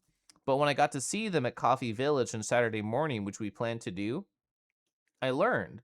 They had sent me a message that I didn't know how to parse on Friday. The message was like, I'm busy babysitting. And I thought this was meant in a pejorative fashion. I thought it was, oh, my friends are like wild or in a ruckus or alcohol fueled or whatever, and I have to babysit them. No, they meant babysit 100% literally. Because the reason Jay was at Anthrocon is because his little sister, 18 years old, wanted to go. And he was there as like the emotional support older brother. And also the responsible one in case she needed him for like anything. So didn't know that, which was very fun.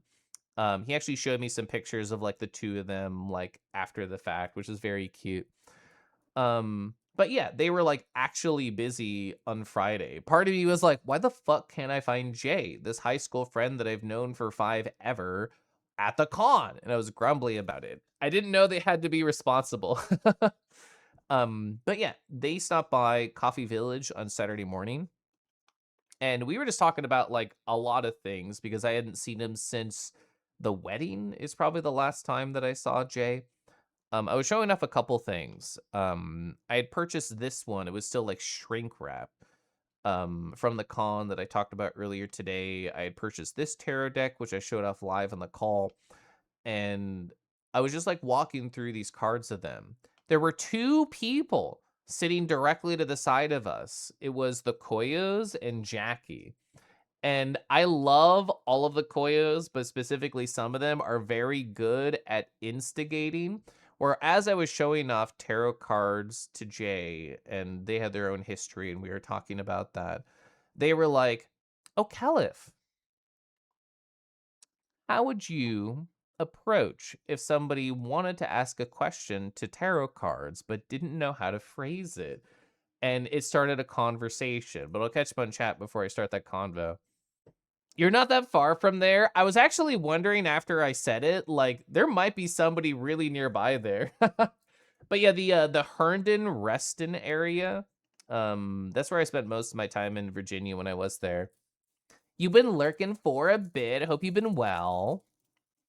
Is his no, his little sister is definitely a big furry. She already has like a partial fursuit at 18 and everything. Coffee Village mentioned. I did go there. I did my budget yesterday from Anthrocon. I went there like 5 times. Yeah, Coffee Village. Yeah, Lan, I tugged them everywhere. Lan knows. Coffee Village was every morning. So the Koyos were like, oh, if you want to ask like a tarot question, but you don't know how to phrase it, what do you do?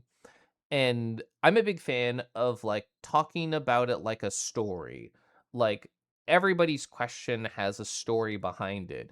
You don't say, how do I fight my anxiety or how do I approach intimacy without like paragraphs of thought behind that, even if you're not voicing it.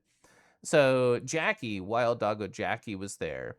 And Jackie's so interesting just in general, but I feel like with these big friend groups, there's always just statistically at least a couple people that you haven't talked to despite being around for a while. And Jackie and I have existed within the same spaces, I would argue, for quite a while now, but I don't think we had ever had like a long, sustained conversation before this moment. So having the beautiful instigation be the cause between us to start was fascinating. So the question that we wanted to explore was rooted in anxiety. And because I had just like opened this particular tarot deck right here, I told myself, well, this deck doesn't really like know us. It just came from the shop. You're talking about your anxieties. I'm going to share mine as I shuffle. As I go through this, I'm going to talk about my feelings and say how I approach the situations that you're talking about.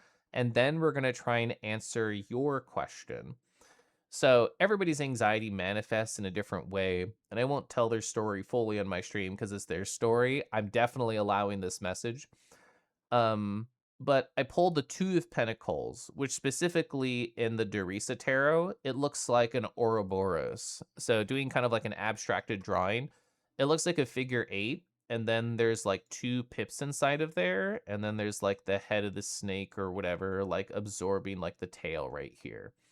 And the idea is that this represents you kind of coiling in your own head. You're just doing this infinite circle, this infinite like loop, and you're getting more constricted, you're getting tighter and tighter, and all of your options, these two that you're balancing between, are like slowly disappearing. And because we were talking about anxiety, I felt like it was very apt. Like how do you know that you're ever wanted at a convention? How do you know that you can get like a great experience? How do you approach like a group of 30 people that you barely know, but you kind of know, but you want to get to know better? It was like sort of that style of conversation. And it was me sharing, it was them sharing. Jay chatted a lot there too, and it was just like a very good moment. Shout out to the art as well. I have the silly coyote. This is the Koyo's website. So this is like us all hanging out together. Yeah, there was Jay, there was me over here, and there was Jackie. This is Siobhan that was sketching on the side. And it was a very fun conversation. This is actually, I think, one of the highlights of my con is just having this soft moment in the back of Coffee Village and doing a tarot card reading and talking about it. But at the end of it, I asked Jackie, do you want to learn more with tarot? Because I didn't know if they had like a lot of history with it. I was kind of curious. And as we talked back and forth, I felt like there was kind of a want to learn. And as I told the stream already, I bought this literally to give it away. And I was internally expecting that I would have to wait till I got home and then wait for a chat member, wait for a friend in VR to be like, "Sigh, I wish I knew how to get into tarot," and then I would just gift it. But here we have a nice long emotional chat about anxiety and use tarot as a vehicle to be able to explore it. And I just asked Jackie, would you like this to be yours? Would you like to explore with this deck that we were talking about actively right now? And they said yes. So I gave it to them. So I'm very happy that I purchased this because I'm sure it would have gone to a good home at some point. I didn't know it would take less than 24 hours. Scrolls in chat.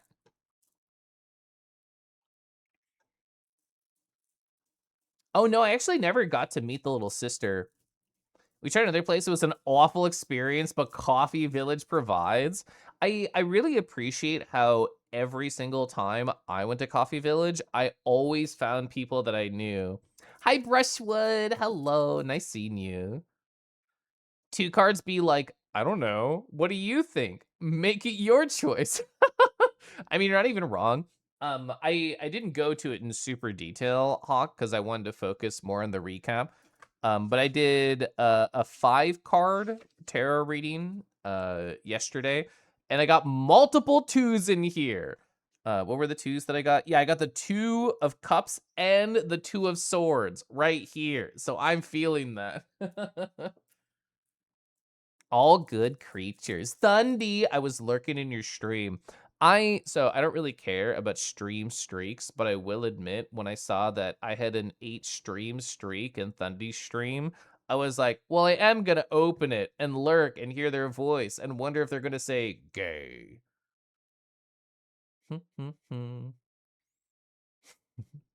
Love how quickly the tarot gift idea manifested. Yeah. It makes me kind of want to do that again in the future. Like buy a deck with the intention of giving it away. I mean, with a really busy con like Anthrocon, I think it's probably easy for me to find somebody who would like it. Um, but a lot of the people that I showed this sort of stuff to, they already bought it. Davey, who was Fluffy Hellhound for people who know them, they were like, "Oh, who knows where tarot cards are?" I added them in the chat with the exact location of this deck and this deck. I talked to them at the room party later, and they're like, "Oh yeah, I bought those exact two." That game was crazy. I had never seen it before. The reading really like, I don't know, make your choice. Up to you, bro. Why are you asking me? 2 of Pentacles at least is not like choice between two smile, but 2 of Swords very much is. Thundy hit the whole time. Yeah, I mean, I saw Thundy, I think, more this AC than last AC. Like, I saw them in the dealer's den. I saw them at Coffee. I saw them just walking around. You said earlier that I brought my tarot. It was a plastic wrap still new one. Whoa. You gifted it a bug and loop for them to share. That's so cute. I didn't know that. Oh, fucking, this one is so sick, Thundy. The Catacombs End. I was showing off some random cards from it earlier. I didn't mention this, so I'll tell a new story. I read this booklet yesterday, like out of curiosity. This artist was saying, yeah, you know how people, when they design tarot card decks, they can take like years, they can take months on months. This one's awesome. I haven't seen it before. Strength. They said, I made this tarot deck in a week and I regret it. And I don't advise other people to hyper focus that much, but this is my story, and I did a 78 tarot card deck in a week, and I barely slept, and I didn't eat enough, but it literally just flowed out of them, and the designs are so sick. Read Jackie's tarot deck. She used it last night. Did that ritual you did to get to know the deck. Provided like a helpful reading that widely mirrored the reading Siobhan did with her with our deck. That's awesome. Your Two of Cups is Gilgamesh and Enkidu, the original gay couple. Oh, gosh, we love being gay. Oh, yeah, that's true. Yeah, landed by the black and white one for Val. Oh, the tea reminder. Yeah. This is a quince ginger tea. It's very soft and earthy. I'm gonna sip it. Mm. Gosh, I love. Let's see. Oh, so part of the fun of getting to see Jay after like I don't know, 6 years or something, a long time, is that I got to introduce him to a lot of my cool furry friends, including Jackie, including Siobhan. I got to introduce them to Torrent, to Lan, a couple other folks. I went over to there was a party that Roxy was putting on. It was like an outside barbecue time. So I walked in over there. I had already had lunch plans with AK Animal Kingdom, and I say this in a fun way, not in a bad way. I feel like AK tricked me because AK texted me and they were like, "Oh, do you want to get lunch?" And I said, "Yeah." And they said, "Just you?" And I said, "Yeah." And they said, "Cool, meet over here." And I said, "All right." So after hanging out the outside barbecue and it was incredibly hot, I went over to the restaurant. It turns out that I wasn't invited to like a 20-person meal and I had no idea. Cause all I knew is that I was going to see AK and I was the only person going from like my group. And then it turned out to be like 20 people, some of which I knew, some of which I didn't know. Which was nice in the sense that I got to talk to AK and catch up with them because it's been a while. It's the way that con lives are is so strange because you you basically only talk to somebody once a year sometimes. And it's not like AK and I exist entirely in different circles. Like we have a lot of the same mutual friends. We exist in some of the same mutual spaces, but like life is busy. Life is strange and it's hard to like keep up with people all the time. So a lot of the lunch right there was just us talking about how has it been, what are you working on? Who do you want to be in this upcoming year? I talked a lot about that. Jay was very nice, true. They were a very formative person in my younger life. So your Two of Wands is Janus, the Roman god of travel. The Two of Pentacles is a story about a mother of two children, both bear-human hybrids. Nice. She has to balance both worlds in order to raise her kids. We love bears. This is true. So, there was somebody here at the lunch that, like, I feel like I had a brain reset when they approached me. Their name is Coriander, which is not fully accurate. That was the name that was on their AC badge, and it was the name that, like, I knew them years ago. But this person approached me, and I look at their badge and I look at the name, and I feel no correlation, no light switches. And they're like, Caliph, I commissioned you on Tumblr years ago, and I used to chat with you in Tumblr DMs and then a little bit on Twitter after that, and this must have been, God, I don't know, 7 years ago or something, and my brain was like, static as they approached me, but as the night went on and we kept chatting, and especially after you know how in Telegram, when you click on somebody's icon and you can flip, like, all through their icons? I designed, like, a lion character for them literally forever ago. It was, like, a gray lion with black hair in, like, I think it was a white suit, This is like 7-year-old Kelif art that exists somewhere. But Coriander is one of those like, how do you say, notorious commissioners, parentheses positive, where they commission a lot of people and get a lot of cool art with a lot of characters. So I mostly talked with AK. Scott Rahul was also there, but then I wanted to like reconnect with them a little bit because it had been so long. When AK and I met up again, we were measured, and you can't gaslight him into thinking that you're bigger anymore. He's taller than you. That's so funny. So you're going to the airport. You're with Torin and Cody Cool. Torin said I was a friend to Cody, and Cody was like, "You dummy, it's Thunder. I know who they are. They're not a stranger." Cody's so funny. It was a good 2 years making him think that he was smaller. I love that. So AK, how do you say, has a very bullyable energy. Literally every meal that I've ever had with AK, I think at least 20 to 30% of the interactions are other people in the group just teasing them or making fun of them, and then delightfully overreacting like it's a Project Runway scene or something. It's a completely different speed. Anyway, hi Foodski. So Foodski and I were texting when I was at Bill's for lunch. And I was like, I'll be done soon. I didn't realize it was going to be a 20-person meal, so therefore it took longer. But anyway, as soon as I left there, I took the escalator on up. So where this photo was taken is where I went and I found Foodski. Yes, always an incredible scritcher. I say that every time I see Foodski at a con. So last AC, incredible scritches on the back in the hair. This year, definitely still the same, very positive. You see this hair, Foodski basically stylized it with their scritches. And it was just nice catching up. Like, I think Foodski's very fun. As Garflin adorably said, Foodski thinks you're so cool, Kelif. And it was just really nice chatting. I had no idea that Rod Shark was even at this con, but they just sat down like right next to us as Foodski and I were talking. And shout out to Rod Shark for being the one to take this photo.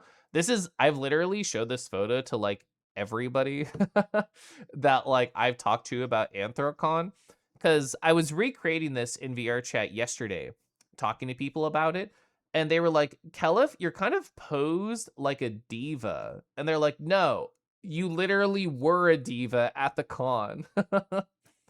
What is this? The relevant? That's true. Yeah. Always a Kella photo shoot. If Thel was here, they would do nodders very quickly. Kand- Kandada's bag in the back. Where's the Kandada's? Oh my god, whoa! Yeah, you're right. It was a premonition. I literally didn't even notice that about this. That's so funny. Um, yeah, like I hadn't seen Rod in, I don't know, like 5 years, a very long time. At least like in person. I've stopped by the stream, we've chatted. Rod, I think, has this incredible personality trait where if they want to get better at something, they're going to say, fuck it, I'm going to do it right now, and I'm going to be awesome at it. They've done that with like watercolor, they've done that with learning Tekken. Like they have a very want it, get it kind of mentality, which I think is very beautiful to see. Um, so fun thing about this photo, which I haven't talked about yet, I sent this photo while I was at the con to 5, 6 people, and I wanted to do that because if you've been to AC, this is a very identifiable location. This is right in between the Westin and the DLCC, up the first escalator. Very easy to find. If you've been to the con, you know where this is. So I'm like, people will know how to find me if I send them this. So I just did. And I was here, I don't know, for like 45 minutes, and then we left. We had to do other things that I'll talk about. But a group of friends came to this location to try and find me after I was gone, and they decided to recreate the same exact pose in a very close position. So shout out to Basky for doing basically the same exact pose. Rago told me that they were like going on a Tabasky and be like, okay, well, you want to have your leg like this, you want to have your arm like that. So delightful that I got this text. I showed this picture and I told the mini story to Dell Luxy, and Dell has been doing this, how do you say, like artist game show over on their stream. And the whole idea is that they spin the wheel and it's like a wheel of ideas and then artists sketch it out. I was showing these pictures to Dell and I'm like, oh yeah, if you want something else to put in your wheel, you could have draw your persona in this pose. I kind of want to commission an artist to draw my Moonfang in this exact pose. Maybe with a skirt on, we'll see. And I think that'd be very funny. So that'd be like my con memory of AC 2026 is literally this photo. It's such a cool ability. You aspire to do the same. I try and definitely be that person, yeah. Same pose. Basky is so fun. I know. I was getting an ad starting in like less than a minute. I don't have any more snoozes. Also, hi PJ. Um, so Lance, aka where did I put it? Lance, the person who gave me this, sent me a text and they were like, Kelif, there's no official Twitch meetup. So I'm putting on an impromptu one. You can go to this location at this time and you'll just see some Twitch people. And this was actively while I was hanging out with Foodski and Rod. So I said, why don't we just walk over there? It's not even that far away, and we can just chat with some more folks. So shout out to Foodski for purchasing me this coffee, which was like, I don't know, 3 p.m. or so, the perfect time for a coffee at a con while I'm going through kind of like an energy low. It was very nice. I think it was like a shaken brown sugar espresso. I think it was something like that. Very good. Wonderful burst of energy to me. Yeah, there's Lance right here. So where we did this meetup, where we hung out with a bunch of the VRC/Twitch folk, it was actually in the same exact spot. It's just a really convenient spot to hang out and do group meetups. So we wandered over there, and golly, there was a lot of folks. Yeah, that Lance, the Timberwolf with a 7. If we had capacity, we'd love to do that piece for you. If you ever find it, let me know. You think your brain was extra mush at that time? You might have forgotten. There's so many people, PJ. It's really hard to balance all the people. Previous cons, I used to do the thing where I would put like the icon of every single person that I talked to at the time that I talked to them. I feel like I know too many people now to do that. You barely missed that meet. You think because your Saturday plans? Mm-hmm. We learned this at LVFC. Your badge said Kaito. I do remember that. Didn't know his name was Lance. I really like Timberwolf, aka Lance. I've been seeing them at cons for 5 years now. Brushwood Mutt, who was here earlier. I went to Condados with Lance and Brushwood Mutt and I'm forgetting their name, but I can see their face. But like a gaggle of people, and we all had way too many margaritas, and it was a great time. Also, hi. Um, there are some people who were at the con that were not directly on my I want to reconnect with them list, but they just happened to be there, and I did reconnect with them. One of them is dogs. The last time that I spent a lot of time with dogs with an O is actually at like FWA, like 4+ years ago, and we went to the arcade and we played Marvel vs. Capcom 1 together, and we played taiko drums, and we played Centipede with like the rollerball because FWA has such a cool arcade. And because of life reasons, I haven't really seen them on Twitch too much, although we've been in like the same virtual room and haven't really connected. But I saw them off to the side, like on a chair, kind of like getting some energy back. And I walked on up and I'm like, would you like to relax alone or would you like some company while you relax? And they said I'd like some company. So we actually talked for a good like 20+ minutes, just kind of catching up about life because how do I phrase? Before the con, I think 5 people reached out to me and they said, Kelif, we have to catch up before the con. So the con is not just only how was your last year plus 2 years been. I don't really care. I'm more than happy to just have like the literally, how has your life been, my dude, my bro, and then just have that talk. And that's basically what the dogs talk was. It's just like literally, how has it been? Let's chat. You ran to Lance 3 or 4 times. It was interesting seeing him a bunch. I think that's about the same number of times that I saw them. Yeah, the Fwa arcade is so fucking cool. Get to teach someone there how to play old Capcom JoJo fighting game there this year. That rips. That's awesome. Was it the same JoJo fighting game that you did like the tournament of that I remember you talking about? Um, who else did I even see here that I didn't see at the other one? I mean, PJ was there. I talked to Nico. Foodski was here. The very same. So you were experienced with it. Oh, let me do an H. I didn't realize when I was fixing the other thing that my chat disappeared. I'm gonna fix that quickly because I like having the chat in the stream. There we go. I always do the H. I don't know why I started doing the H, but I always do. Thank you, Deckies. Deckies, I also saw that you did the H right before I started stream, which I laughed at, but I never mentioned.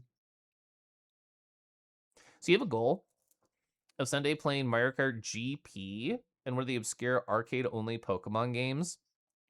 It was Derek Squirreltail who went to Evo, and during their Evo recap stream, which I listened to the entirety of on the drive home, the 14-hour drive, they adorably were like, Kelif, one of my favorite Evo memories is that I turned the corner outside of the Evo area, just in the LA area, and I let out a gasp because I saw an arcade cabinet of a game that I have put hundreds, if not 1,000 hours into, which is Final Fantasy Theater Rhythm on the Switch port. They even told me they emulated it in the past, even before there was a Switch port.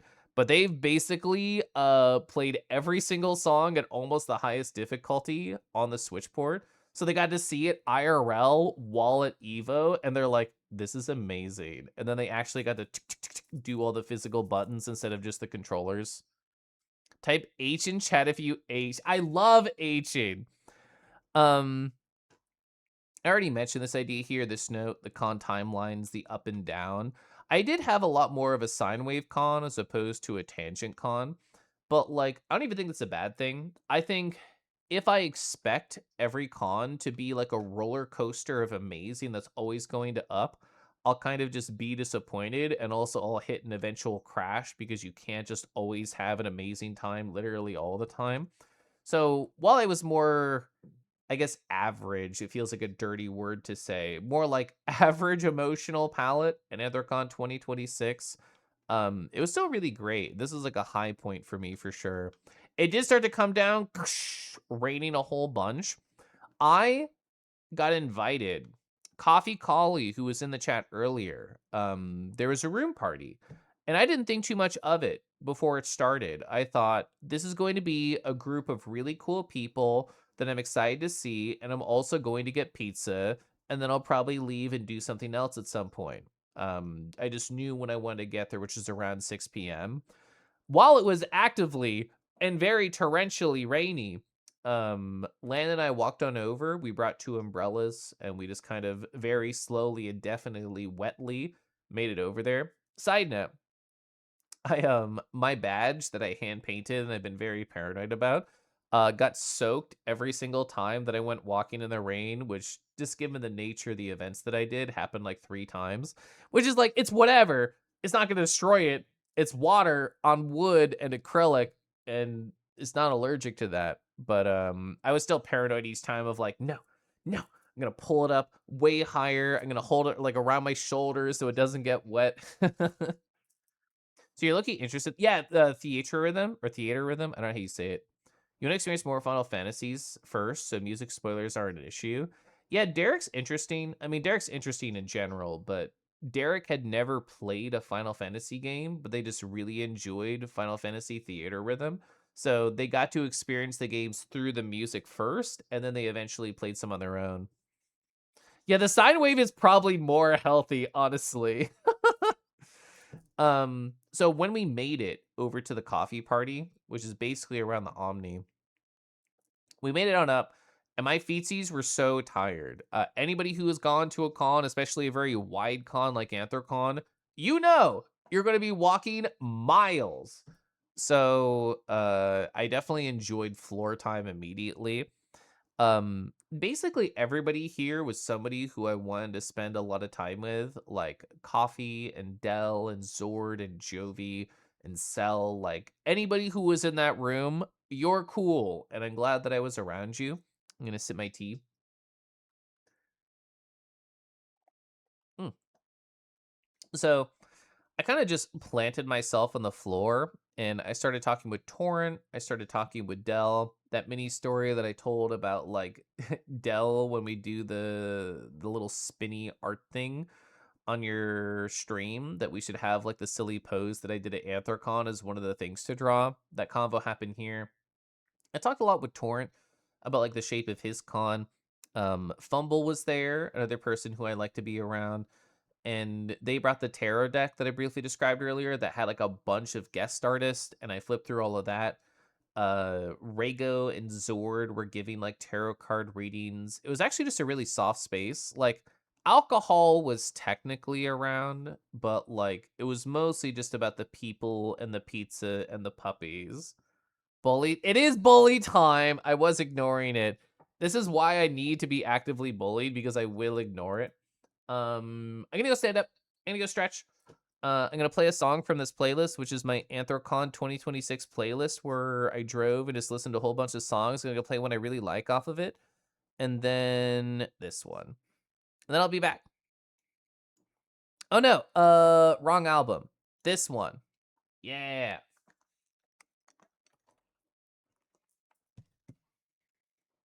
I'm gonna write an ad too.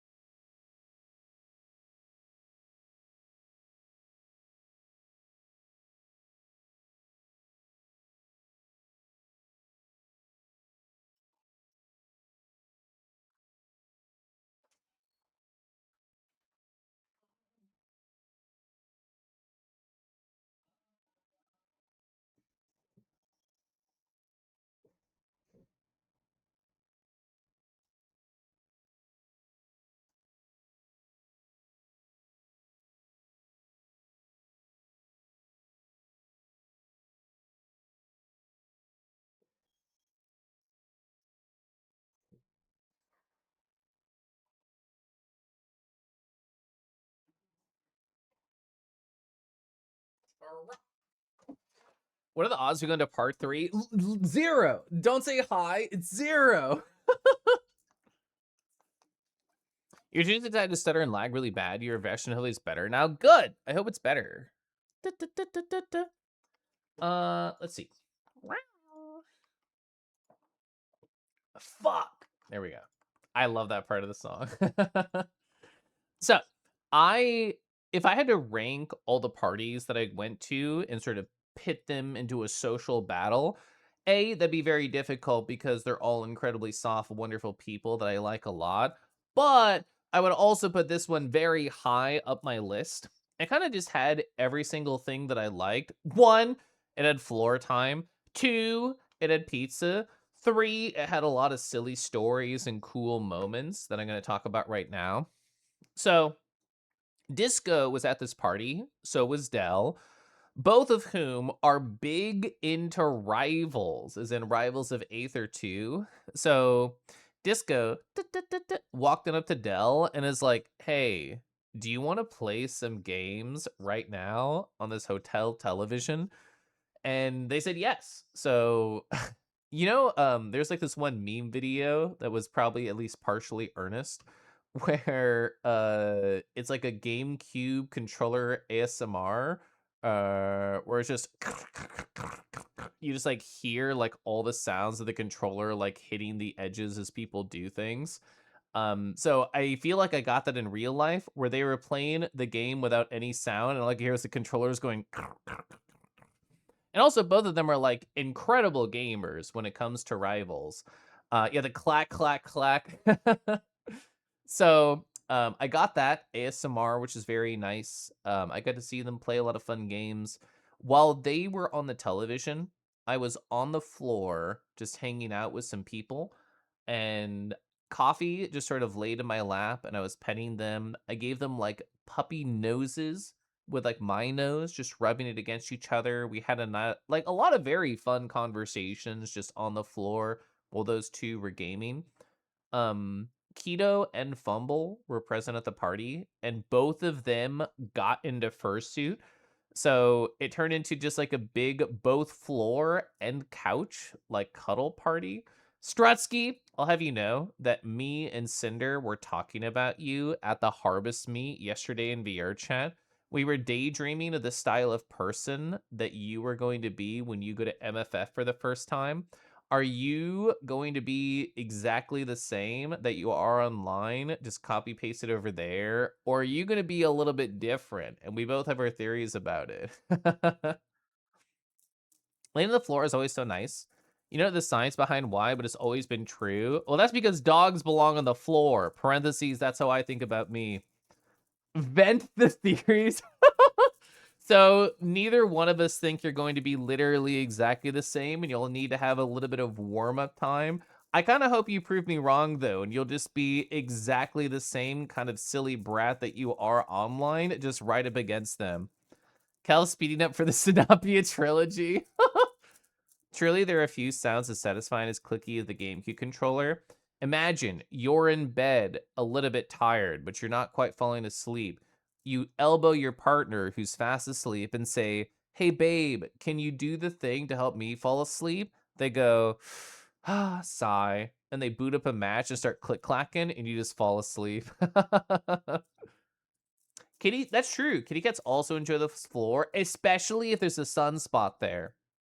So, one of the funniest things is while they were playing Rivals on like a fine laptop on the hotel television, definitely getting lag for a variety of those reasons. Um, the computer functioned better when it wasn't plugged in. They, as gamers, can be like, actually, the response time is worse when this computer is charging. So we're basically going to let this computer die while we're gaming so we can have better frames and response time. I guess the computer is busy if it's plugging in. It has to think about getting charged as opposed to just getting charged. So therefore, the low battery alarm popped up. I don't know how to describe it in words perfectly, so I'll have a picture. If this is the television, the low battery warning was like this big and in the center. and they didn't wanna stop the match that they were in the middle of, so it felt like a stage hazard where this entire center of the screen was 100% blocked, and they just had to play around it. And because they got better performance with it unplugged, they kept charging it a little bit and then unplugging it, and then it would pop back up. You're gonna post the image? I knew it was posted in that one chat, but I didn't know how to find it quickly. You'll make sure to give you a firm handshake instead of biting. I mean, when you say you, that implies I'm going to MFF, which is not true. Buying a custom white noise machine that only emits GameCube controller sounds. True. Thank you for the DMs. I'm gonna grab your DM right here. There we go. So here's the delightfully stupid image of how it looked on the hotel television. It was literally that big. It's covering up exactly where the characters were interacting and fighting with each other. I didn't mention this person playing yet, but Zord. So Zord very adorably kind of disappeared for a little bit. And the way I interpreted this is that the structure of the room was kind of like a suite where go through the front door to the right. That's where we all were with the television and the couch and the pizzas. Go to the left through a door. There's a bed. So a lot of people were just going to like cuddle on the bed and hang out. And whenever I didn't see people, I just assumed they were cuddling in a different space. So Zord eventually reappears, but entirely in like a maid dress. It looked like they had gone through like a Sailor Moon transformation, and they were wearing like a beautifully like pink and white maid dress, including like what do you call those sorts of gloves that go all the way from your fingertips to past your elbows? That is what they were wearing. And as soon as they stepped on out looking incredibly pretty, they turned to the left, saw that people were gaming and playing Rivals, and like they just held out their hand and they're like, I can play a couple games. So even after getting pretty, Zord is ready to slay in two different ways. And they did one match. Again, this is on like a controller that is not their standard controller. So they did one match with the gloves on, and they're like, nah, and then stripped the fancy gloves off and then entered gamer mode and then probably played for like 30, 40 minutes. They must have put the bracelet on. No, Zord is very pretty and of course incredibly good at the video game. I mean, them and Dell have fought like many times online. I actually don't know if that was the first time they had ever done games IRL together. It still wasn't like a perfect lagless setup, but I imagine it's a lot better than like having to do servers between America and Brazil. That's, it got serious? Yeah. So this party was like literally the perfect speed of a party for me, where it was all just about like soft moments and cuddles, where I cuddled Coffee and talked for a long time. I cuddled Kieran and pet them for a long time. So this was actually on July 4th. So there was going to be like fireworks, because of course there's going to be fireworks on July 4th. But we decided as a room, we're like, we're not gonna go anywhere. This is more fun than like going out to like a big crowded area. We're all vibing here. So, in other words, Kieran and I were cuddling while the fireworks were going off. And because Kieran is very puppy pilled, very feral dog pilled, I was like, don't worry, Kieran. All those loud sounds, all the fireworks are gonna go away soon. Keeps petting the dog. So that was fun. Eventually I also cuddled Dell too once the games kind of like died down. And we actually ended up having like a really cool, long, emotional talk. It's so interesting because like when you get to know people through stream, you only see like a limited lens of like what they're about. Like that's natural.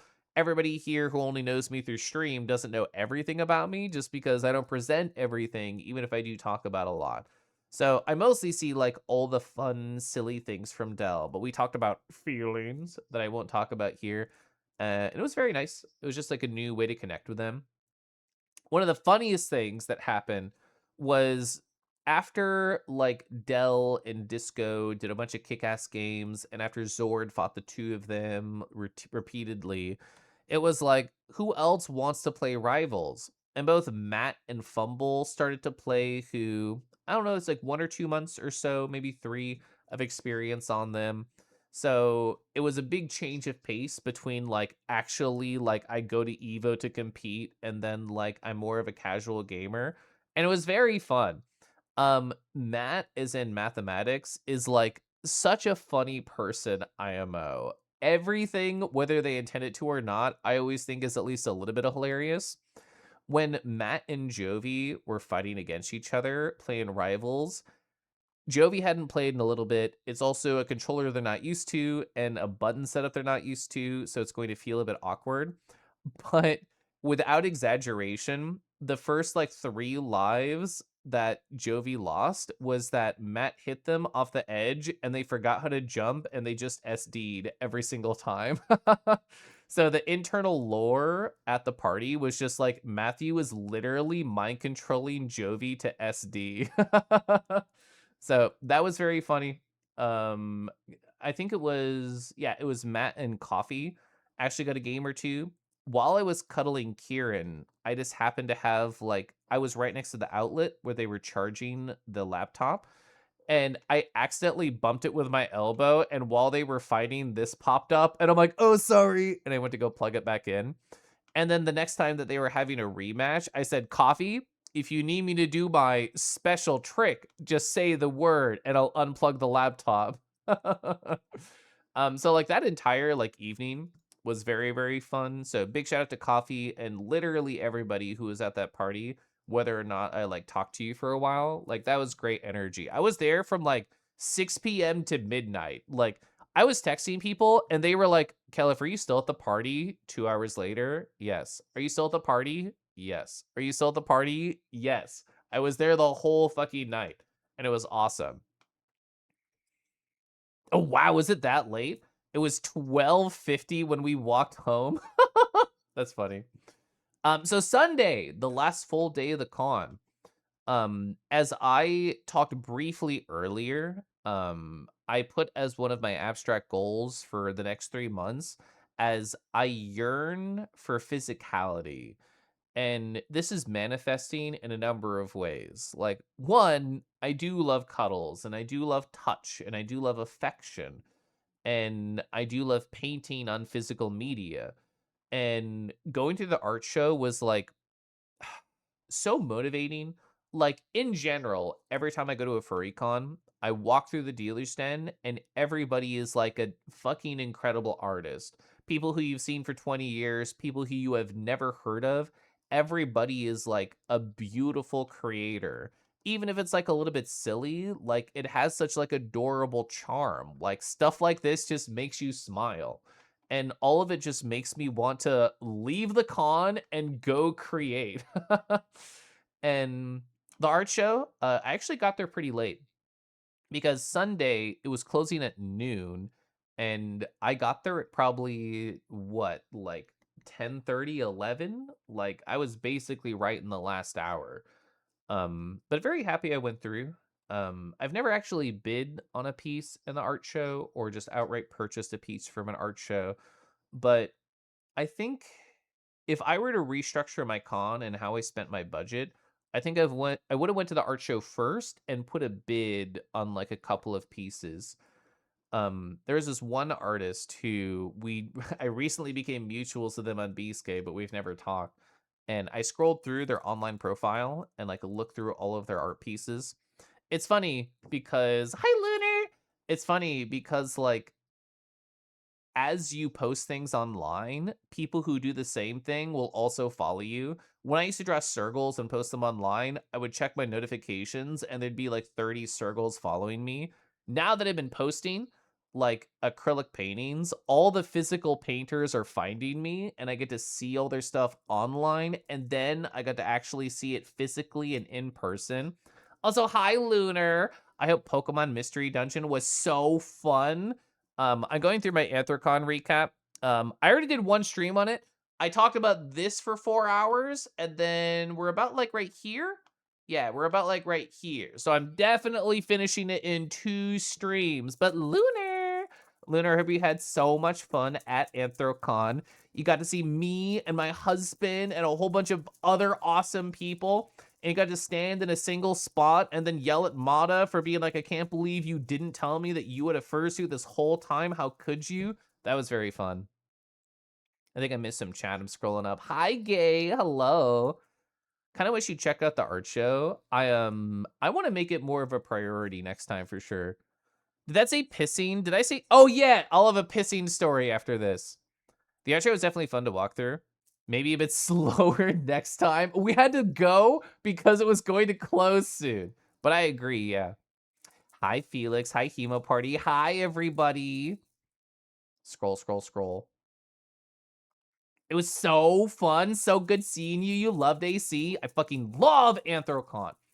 And like I think I told you at the con, but I didn't think it was physically possible for you to escape the gravitational vortex of Chicago. But I'm glad that you did, and I'm glad that we were able to get tugged backwards. Hi, Jet. I have all my redeems and sounds off right now as I'm just doing my recap, because otherwise I don't think I'd literally ever finish in 2 streams. But next stream, I'll have stuff up and going again.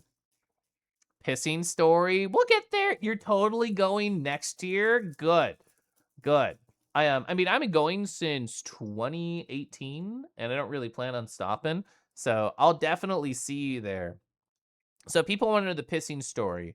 So if you didn't know, on Sunday around like I think it was 11 a.m., there was a furry orchestra playing. So some people were in suit playing a violin. Other people were in suit playing cellos. Other people were just out of suit, just playing hiccup like a whole bunch of different instruments. And it was actually very lovely. It was a lot of video game music, a lot of like quote unquote ferality ultra style music, as I heard somebody in the audience say. And I actually knew 4 different people who were in the orchestra, including Bass. And yeah, Vix was right there. And Vix is incredibly cute. Um, but the reason that I mentioned the second bullet point up there is so directly to the left of this photo is actually the location of a bathroom. Not that you could get to it because the entire orchestra was going on. But if you take the escalator, which is directly to the right of this photo, and then go up, there's a bathroom to the left. And I, as a meat sack of a person, had to experience pissing during the orchestra. So I thought, oh yeah, if I use the bathroom right above them, this will be great.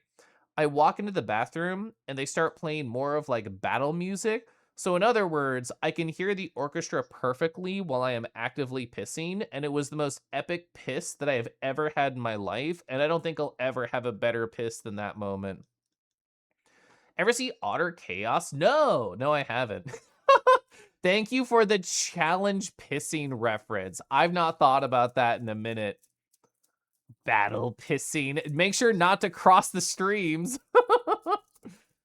Let's see.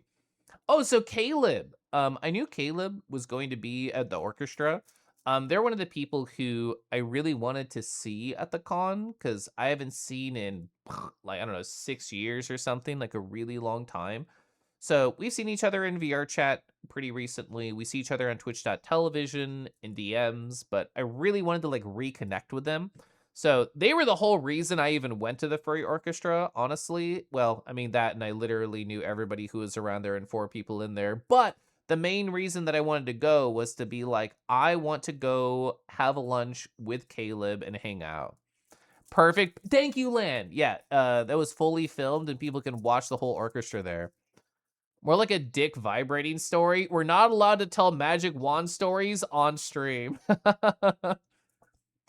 Was that the piece where the low? Yeah. Blah, blah. It was, yeah. So the blue otter and the pink Pokemon at the front are an Otter Chaos, a free music group that is live video game music group at a lot of cons. I've seen videos of them. I've just not like been to a show. You'd be worried if you enter into a boss battle in the toilet. You only have 2 moves when you're in the toilet. Let's see. So, I got to go have condados with Caleb, which I'm always worried at cons where if I say, "Hey, do you want to go to place name?" and then the person says, "I've been there 6 times already, but okay." So I just like to check with people of like, "Hey, have you been to restaurant A or B? Are you cool with that?" Turns out Caleb had not had condados, and while I had already gone 3 times, I still wanted to go again. So it was originally just going to be me, Lan and Caleb, and we were just gonna like catch up and talk because like Lan had talked to Caleb in VR already, so I thought it'd be like a perfect fit for the three of us. When we sat down at the table in Condados for just the three, I got a text on my phone from Teether. Teether was like, "Hey, I have a gift to give you. Where are you?" And I'm like, "Well, if you go to Condados, I'm there right now." So, while the three of us were chatting and just kind of like catching up, Tifer comes on up. And I had forgotten that we had had this conversation a few days prior where I had like a glasses cloth, but it was kind of getting a little bit grody from all of the use and all the travel and everything. And Tifer's like, I literally have like 4 extra glasses cloths. So they came by over to the lunch to give me that. But I said, if you just want a spot, it's here. We only have 3 people at a 4-person table, and then they ended up joining us, which was fun. And I'm glad because, ooh, chat, I don't know if your friends are really bad about eating at cons or self-carrying at cons, but Tifa was like, "Oh yeah, I was just planning on not eating, so I guess I'll join you." And I'm like, ooh, shakes fist at you. I'm glad that we sucked you into the friendship vortex. Nightmare material, maybe a kink to someone out there. I mean, I mean, a mimic implies a tongue, and the placement of a toilet means I'm gonna end this sentence. You still don't know how you lost weight at AC. I don't know if that's worrisome or impressive because that is true. I mean, I actually haven't weighed myself in like I don't know, over 5 years just because I don't really care about the number. I just care about how I feel. But I just assume every time that I go to a con, I just gain weight. I'm actually giggling silently to myself. Good. Extra glasses rag coming in clutch. Yeah, there's actually a lot of artists who sell like custom, whatever you call them, the microfiber cloths that have like cute furry designs on them, which I've bought before. You pretty sure you gained weight? The halal place was so good. I'll tell a story about the halal place in a second, which is right there. That was the only time I went with it. Was I went with Felix. A lot of that is true. There was a actually out of all the years to lose weight, this year makes sense because of the fucking heat. Like, I probably sweat out more than I realized. You live in the area and you work in this heat all the time. Yeah, you're used to it. Best halal ever. I should have got more there. I'll tell one story here and then I'll talk about going there. So Tifer took a page out of Hawk's book, like literally, where Hawk does the thing where they have the journal and they ask you to place a sticker and they ask you to write something. So Tifer, when they sat down, they're like, "You have actually fallen into my trap card." And they pulled out their journal and they said, "You should sign it and put a little sticker there if you have one." So, oh, this is my favorite song off this album. So we got to reconnect there. I love leaving little cute notes for people that they'll read later. After I signed it, I was like, "Oh, Tifa, you're gonna read it right now?" And they said, "No, I'll read it when I get home," which is always what I want to hear. They sent me a message after the con, and they were like, "You son of a bitch! I read what you wrote." Swinging by it earlier in the day to make sure the machine was working because you never know with those things. That's true, and that was smart. Shout out to Caleb. I'm very happy that I got to reconnect with them. Anytime that there's like years in between seeing somebody, I almost feel like this forlorn feeling in me of like, I want to make sure that we can still have some time to chat and connect. So shout out to them. And also shout out to Creature, who reached out to me on Sunday and they said, I actually have a large swath of time and I would like to hang out. And I said, smile emoji, I'd love to see you. So we ended up meeting up in the same spot where both Twitch meets happened. I feel like people are always over there. Yeah, this is, I think, Cherry's art. I love this art. Good Moonfang, good Foxy, good Critter. Creature. The caps was hit? No, they are sly. They made you hit the caps. That's what foxes do. So we ended up going to that halal place that Base was just chatting about right there. And we didn't get any like food because I just came from lunch. The whole idea was let's go do something that is cute, let's go do something that is actually pretty fast, and let's go do something that's fun, which meant let's go try and find soft serve and tiramisu and then just talk. So last Anthrocon, I didn't really get too much time with Felix. I saw them a couple of times. It was mostly in suit. I did talk a little bit out of suit, but didn't really like get to hang out with them too much, which like that's the speed of cons. That just happens. But going into this con, I actually sent Felix a text beforehand and I'm like, "Do you think we could like hang out?" And I didn't know if it was going to happen because both of us do live pretty busy lives. Like, I have a lot of people that I know. Felix is a whole lot of people that they know. And trying to find gaps in between those two busy lives can be hard. But we made it work, which is very nice. Dinner, yeah, dinner deciding makes a busy schedule. It's true. You have to wrangle a lot of critters. There's a lot of leashes that you have to hold. So Steve and I were just talking. We were enjoying our sweet treats, and we were just having like a nice conversation about like art, about expression, about goals at the con, about little stories of things that have happened. And it was just nice chats. And then they had an offer. They were like, "Kelif, what are you doing later?" And I said, "Well, I have like a 6 p.m. dinner, but until then, nothing really." And this was, I don't know, around like 3 or so p.m. So they're like, "Kelif, what if I put you in my suit and I put Lan in my other suit and I'm a handler and we just kind of walk around?" And I texted Lan, like, "Does this idea seem appealing to you? Wearing Felix's Foxy suit and I can wear the Moonfang suit?" And they said, "I'm down." So we actually ended up doing that, and it turned into like a whole adventure. Here's what the two of us looked like in Felix's hotel room. This one was Lan, and to be fair, Lan had never like done any suiting adventure before. Me, I had done like a lot in the past because I own like a full fursuit and I really tried like to get into it at different cons, but I didn't like interface with it too much and I hadn't done it in a few years, honestly. So when Felix offered, I thought this will be fun because it'll be a completely different style of suiting. Like my husband is incredibly into fursuits. This one that he got over here delivered at the con is what, like number 6 for him? Like he's been in the suiting game for quite a while now.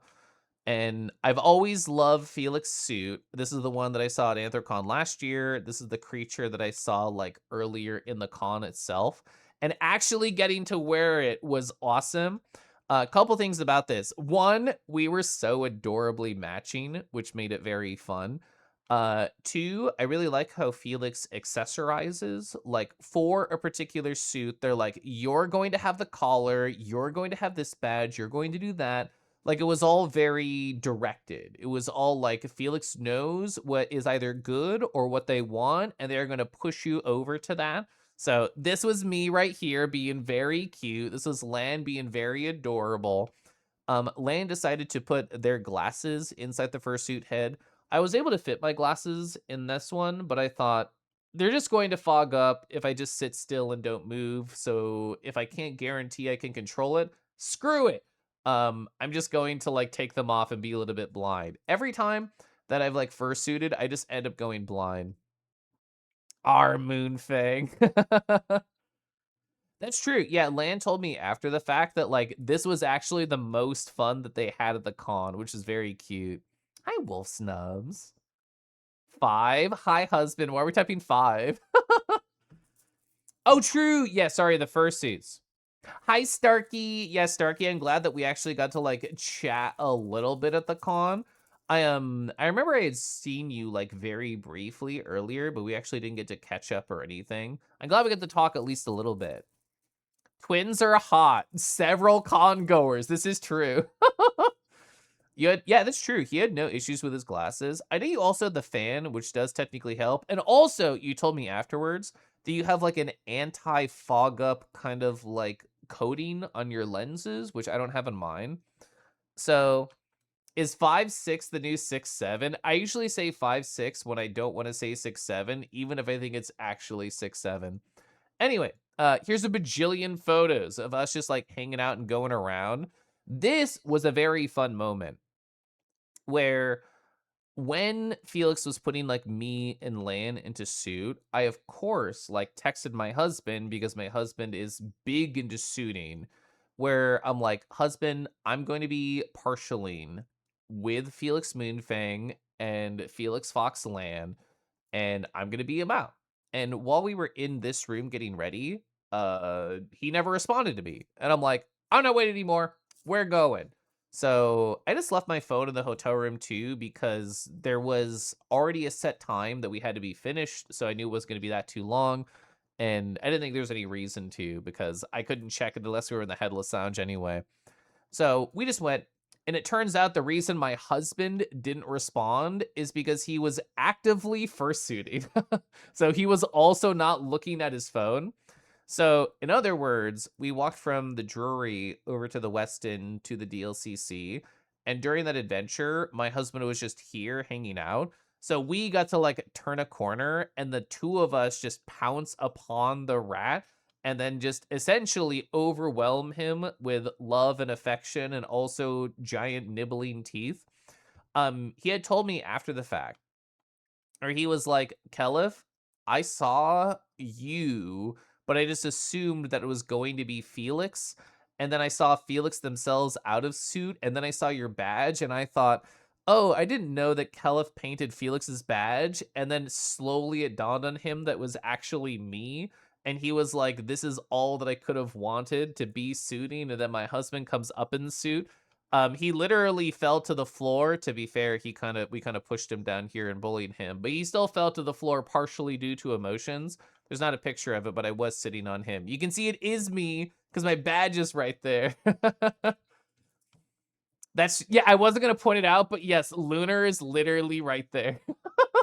So perfect time for the raid. Oh, let me go find this video again.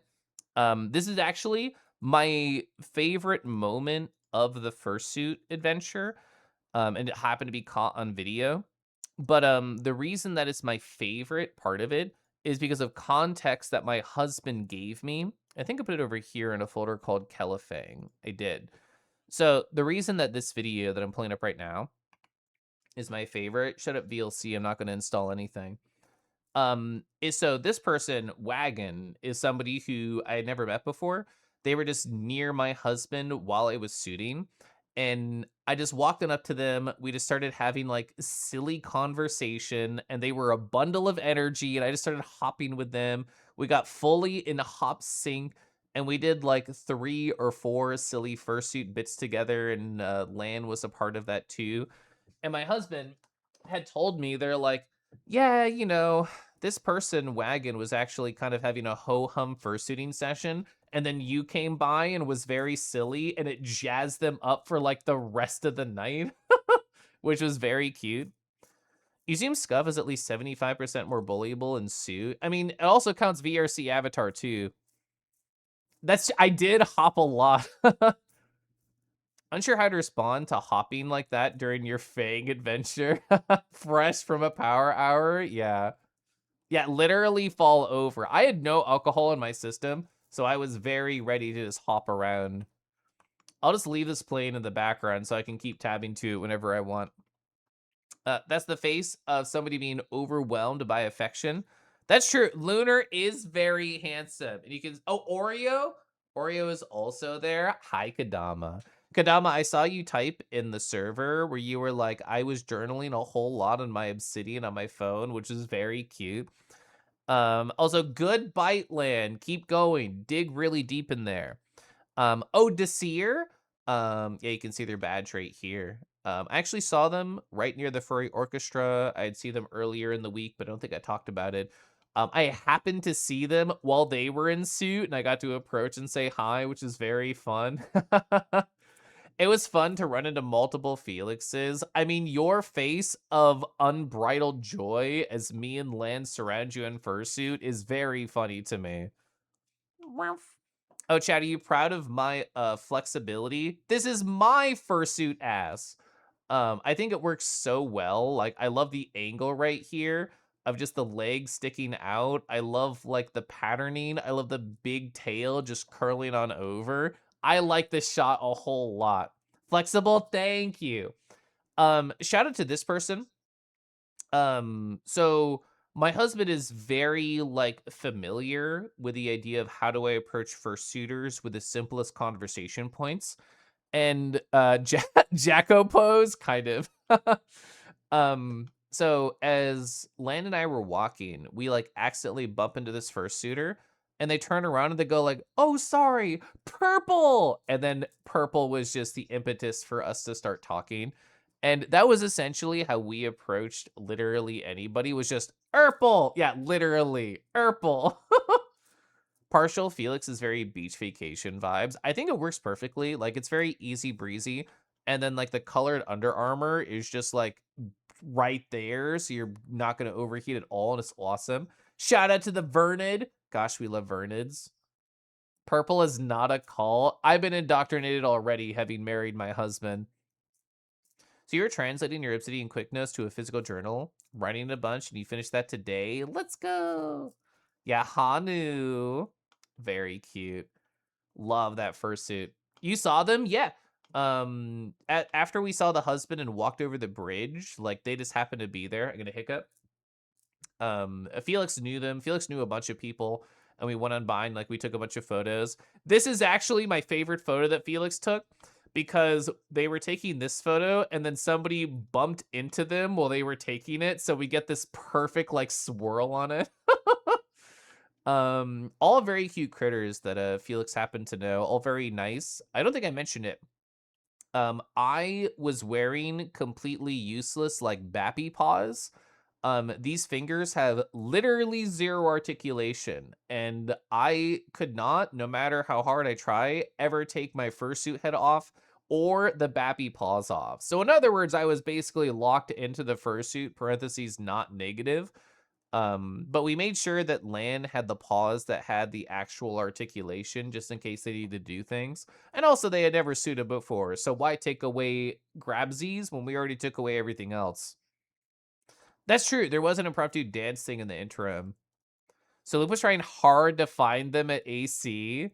He saw Hanu very briefly in front of the Westin like a cryptid passing by. I love the by accident photos. Shout out to this complete stranger getting bit by both sides. Oh, right here. Right there. That's critical damage. There was just a lot of cute moments like running around. This suitor was also very fun. I think I had a video of them too. I didn't actually jump to the right. I have this right here. Yeah. Burp, burp. Yeah, there we go. Shout out to that suitor for being very fun to interact with as well. Part two. Hi, Koda. Yeah, I've been talking for like the past nearly 4 hours. I think it's only been three. Only 3 hours talking about part two of Anthrocon. We're just talking about my my Moonfang partialing adventure. I I got into, how do you say, a particular way of walking and stepping when I was in the Felix Moonfang.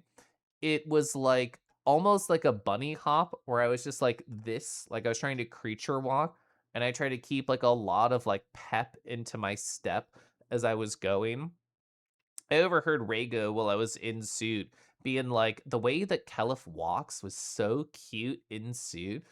I talked about this with somebody else. I don't think I talked about it with Felix, but when I first was approaching suiting, my husband, who's massively experienced, is like, "Oh, well, you essentially just come up with a character and then you embody the character." And whenever I was suiting as my dragon fursuit Charlie, I was like, I was abrasive to that idea. I was like, I don't want to be a character. I want to be myself. And like it never felt right. So putting on somebody else's suit, Felix's, I was like, I could just basically pretend to be like them as a creature and exude their energy in VR chat.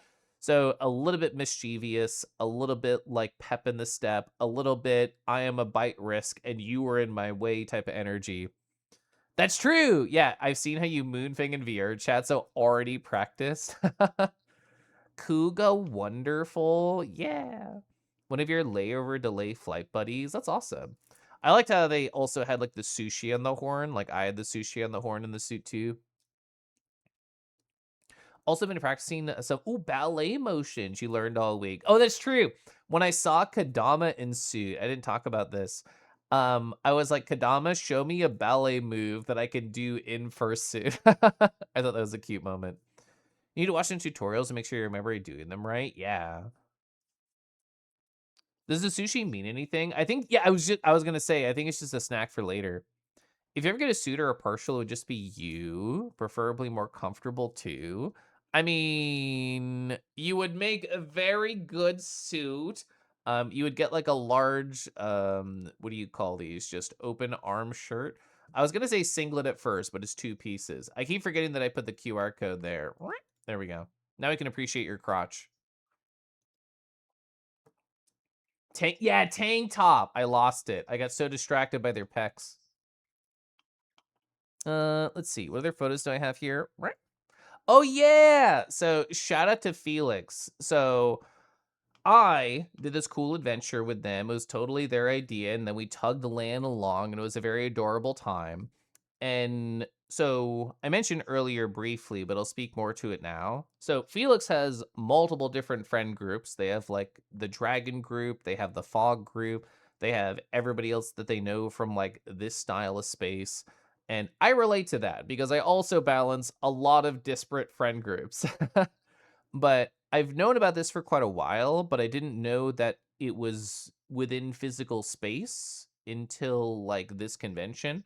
But Felix has been working with a whole bunch of artists and a whole bunch of friends to get like a tarot card set made for like all of their friends. So right over here, all of these different artists, definitely a lot by Stupid Shepherd, I know, but everybody here all work together to make like a tarot deck for that group of friends. I shared this in one group chat, Felix. I don't think I told you.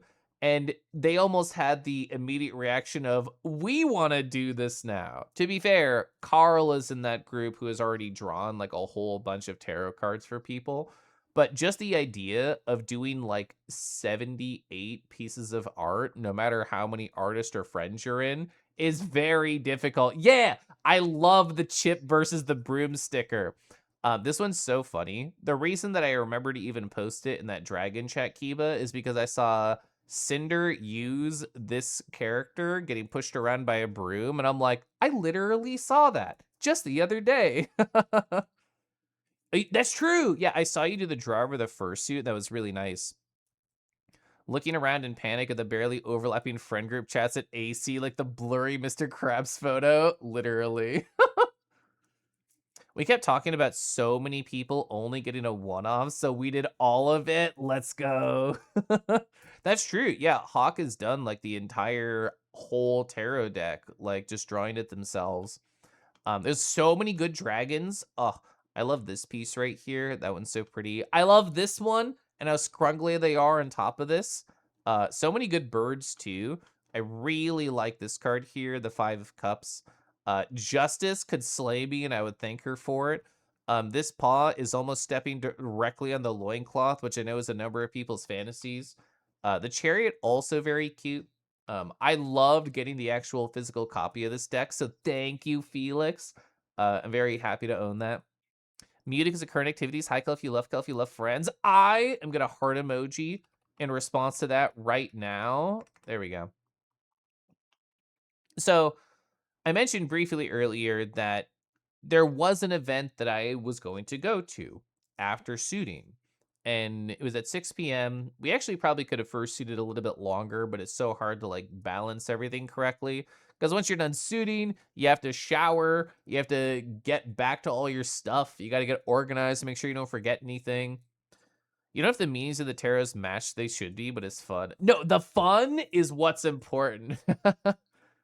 You have zero concept of how long I was shooting. I think we only did like 90 minutes or something, question mark.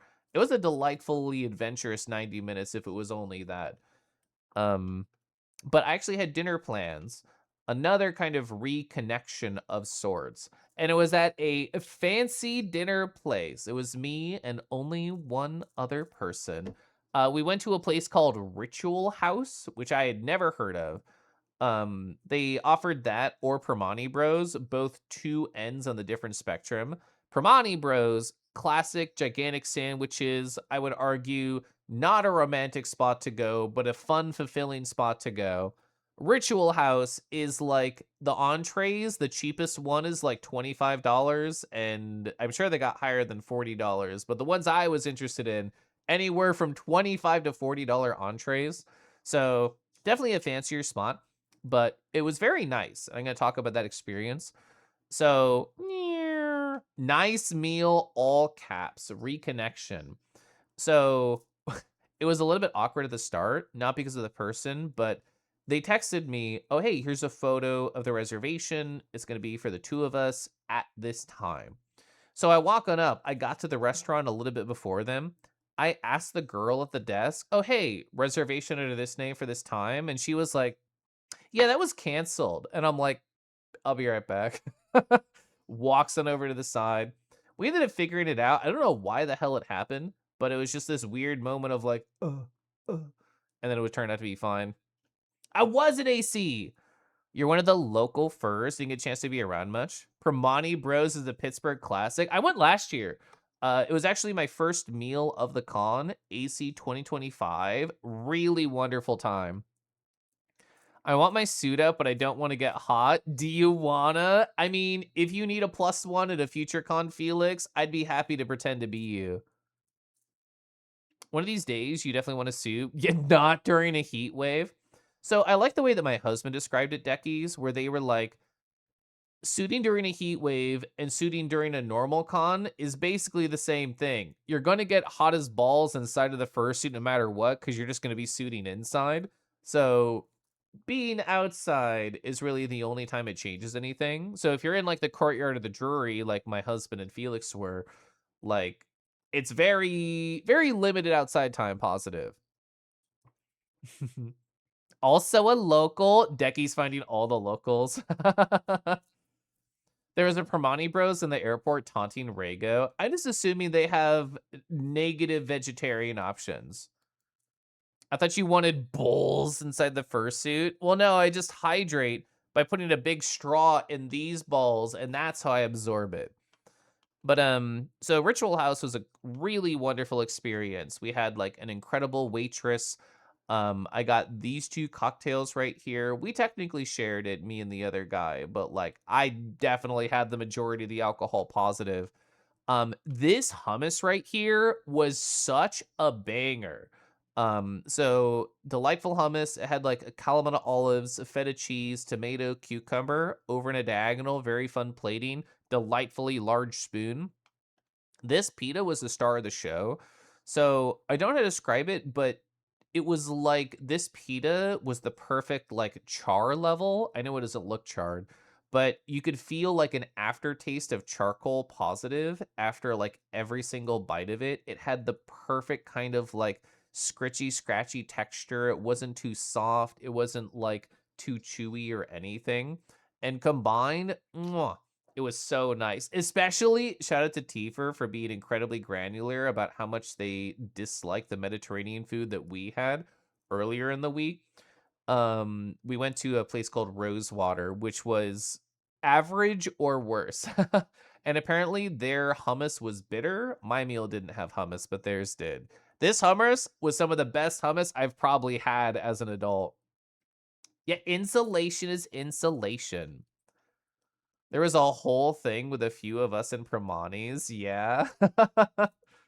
Imagine pulling out the balls at this fancy place. I mean, I was dressed like this in this fancy place. To be fair, they saw a lot of furries going in and out, but like the average clientele of Ritual House seems to be people in their 50s or 60s in business suits, and I walked in like this to the restaurant. You had a really bad shawarma at Rosewater. That's what Tifer got. It did not look good. We kind of waited an hour to not even get a menu or water. Shit sucks. So Merle, who was in the stream earlier, I got dinner with him on Friday. We got pretty slow service at the place we went to, but we still got water before an hour. Da, da, da, da. So Everything on the menu looked incredibly scrumptious.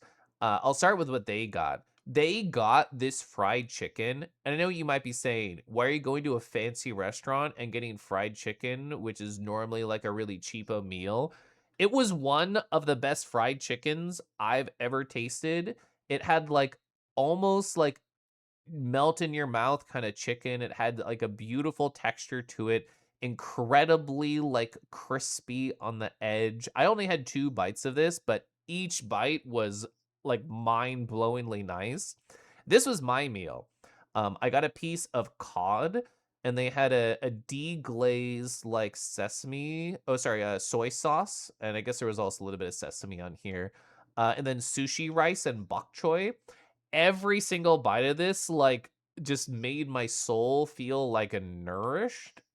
This is definitely one of the fancier meals I've had all year. Like, there's a couple of really good restaurants in Kansas City, like, Farina, and I feel like this would be a Farina quality meal. Very expensive, but every bite was so delicious. On the Butler area. You hate that? Oh my god, Trader Vic's just forgot about us? That really sucks. That's true. Yeah, ads are in a minute, and I'm completely out of snoozes now.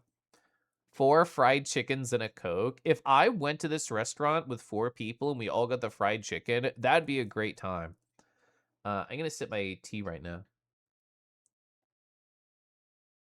Mm, that looks really good and really deadly. I feel proud that I survived. It was so nice though. I haven't really thought about going to a con explicitly and getting like a fancy meal. I feel like I'd be fine to budget for that if people would want to do that. There was one restaurant, what did they have? They had really good looking mussels, and I never actually ended up going there during the con, but I was told like, oh, it's kind of like a fancier spot, but I probably would have went to that restaurant for mussels because gosh, I love mussels. But like this was a really lovely time. I got to have dinner with somebody who I haven't really been talking to as much as I did like last year. And both of our lives have been like hectic in different ways. So it was just nice to spend some time one on one with them and have an incredibly delicious meal. Speaking of delicious meals, Lan. So after I had dinner, there was a very funny moment to me where we left the fancy restaurant and it was basically right next to the Omni, which a lot of people I know were staying at. And immediately after exiting the restaurant, not really telling anybody, I also see a gaggle of friends also exit the Omni. So it was like, who was it? It was Rago and Jovi and Cell and maybe other people. And then like Lan also exits the Omni at like the same exact time. Granted, I texted him I was leaving. He was the one person I told. Um, and then Rhaego was there, was like all kind of ho hum, and I had my notifications explicitly like quiet during the dinner because I didn't want any interruptions. I was checking my phone, and I got a message from Rhaego that was like, "Is Lan still here? Did they have to like leave, and I didn't get to see them goodbye?" And I see Rhaego kind of like sad Charlie Brown walking out of the Omni, and they see me and they go, and then they turn around and see Lan and they go, and they get like this double high pitched gasp. So very fucking funny. I'm glad that like we just happened to surround you with all the people that you were looking for at the exact low point that you needed it. It was very good to me. Um, so after that, like this is the last day of the con and Len lives locally and they're not going to stay late. Like they got to actually get to bed so they can go to work the next morning. So I went back over to the hotel room with Lan, who was staying with me and my husband and Basil, and we just had like a nice bed cuddle time.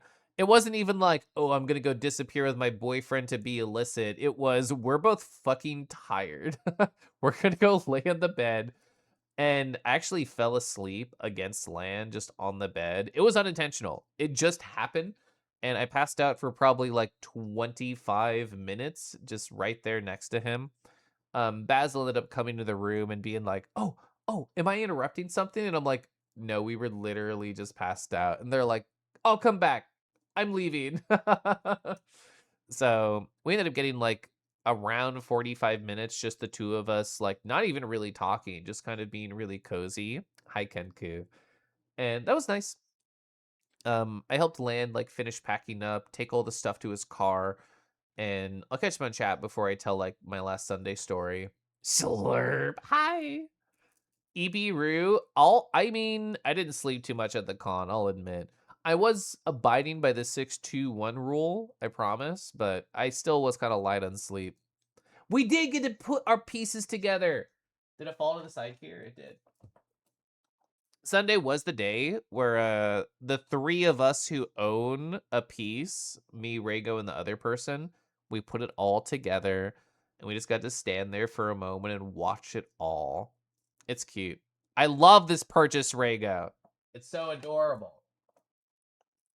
So, 6 meals, 2 hours of sleep, 1 boy kiss per second. You have to breathe. You can't say per second.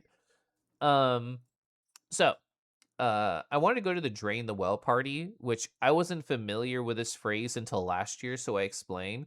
The idea is people who either drive with alcohol or fly and then buy alcohol need to get rid of their alcohol before going home. So the idea is that you drain the well. You have one last party where you just sip up everything. And last year I was actually incredibly emotionally charged and sobbed really hard at the Drain the Well party, and I never really considered the type of person that I was the type of person that would want to go to a party like this. But I had such a great time last year. I thought, I do want this for myself this year. So I'm going. So after cuddling with Lan and taking all the stuff to the car, they joined me for the shuttle and we just got a little bit of like sit down time, soft hand holdy time. And we took the shuttle over to the hotel. And so many people. Hi, Gaby. Gaby, I'm happy that you joined me and we got to have the conversations that we had yesterday. That was very nice. I I go in to the Marriott, which is where this party is, and then we take the elevator. And before even reaching the hotel room, there's just a hallway party. There's a hallway con.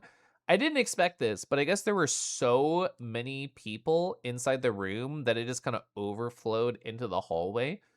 And it eventually came to light that, like, the hotel didn't like that. They're like, "You literally can't just party in the hallway, you have to be in a hotel room," which I guess is fair, 'cause, they don't all have, like, furry con guests, and at that point where there was sort of some complaint, I'm gonna hiccup, there was enough space in the actual, like, party that everybody was able to get inside, which I was happy about.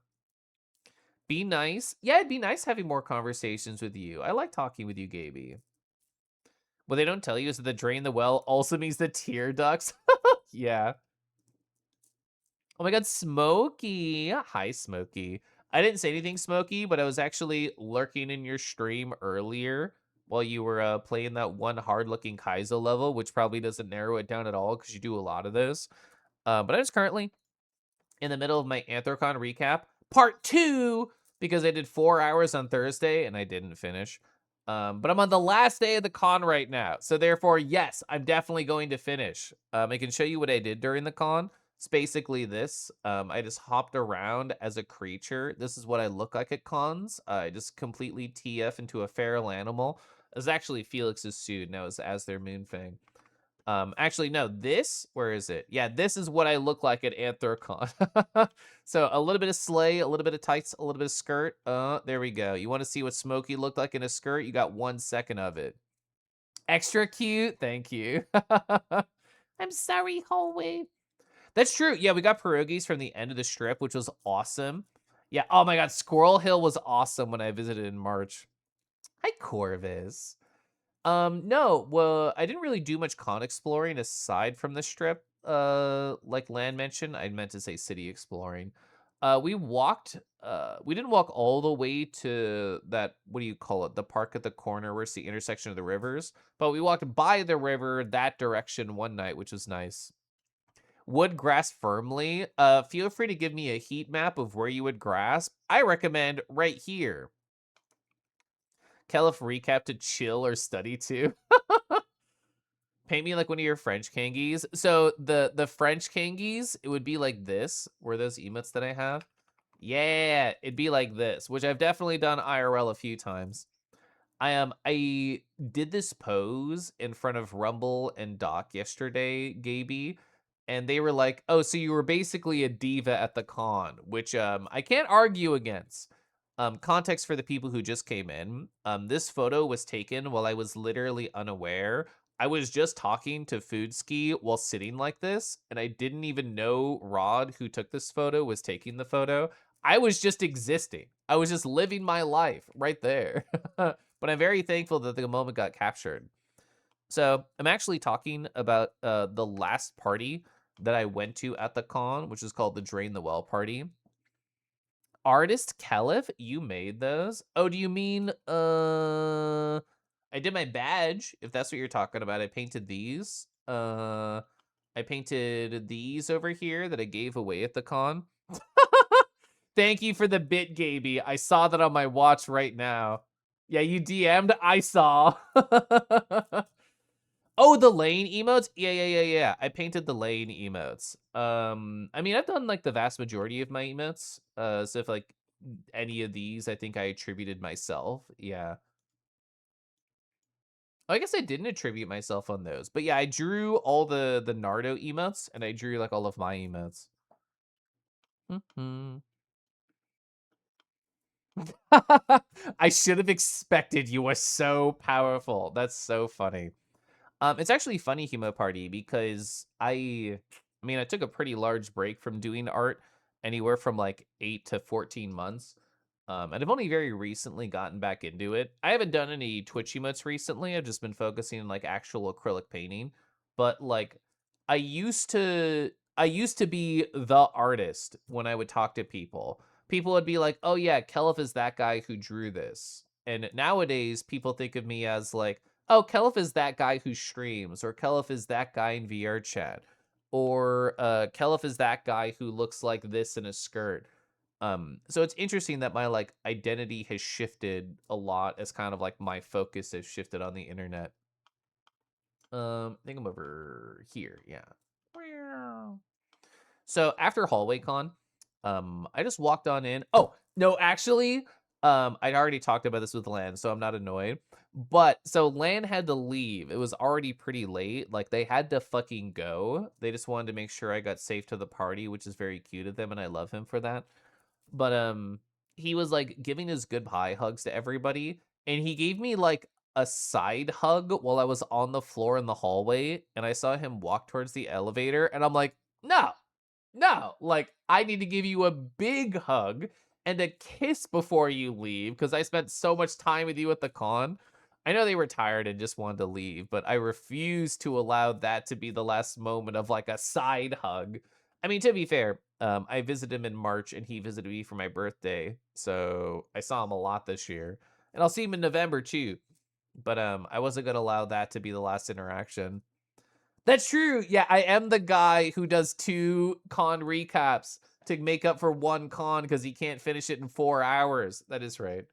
Hi, Doc. Doc, I didn't know you watched Smokey. Isn't Smokey so fun to watch and lurk in? I like lurking in their streams.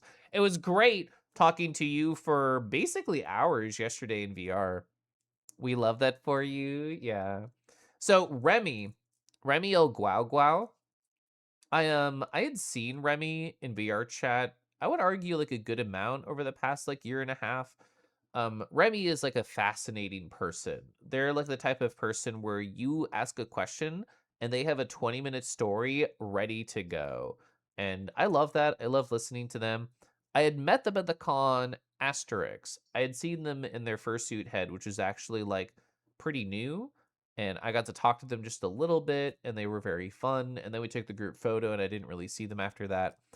I didn't mention this, but after going to my fancy restaurant, I saw somebody walking with Seth, and I'm like, that fucking has to be Remy. So I'm like, I know exactly what you look like now.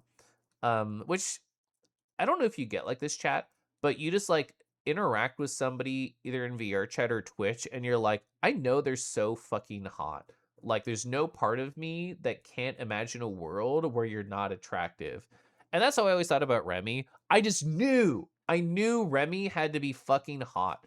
And then I saw Remy in person out of the suit, and then it was true. And yeah, Remy is so slay, so gender. I like Remy a lot. Smokey's adorable, true.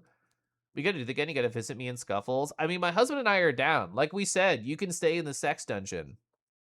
Um, so yeah, I got to talk with Remy a little bit, like during the party itself, which I enjoyed a lot. Oh, that's true. So I got recognized from Twitch at the party, which I always think is cute. I mean, I do spend a lot of time like on stream and in other people's chats, so the fact that it happens always makes me giggle just a little bit. But I got to meet somebody and their partner, and we talked for a little bit. I got to cuddle on the bed with a couple of people. I got to talk with Vadio. I got to cuddle with Basky and Matos, and I got to have a few couple of alcohols. But to be fair, my system still had these two drinks in it, even after like a couple hours. I could still feel it a little bit, and I didn't really like plan on being a huge drinky boy, even if the impetus of the party is alcohol.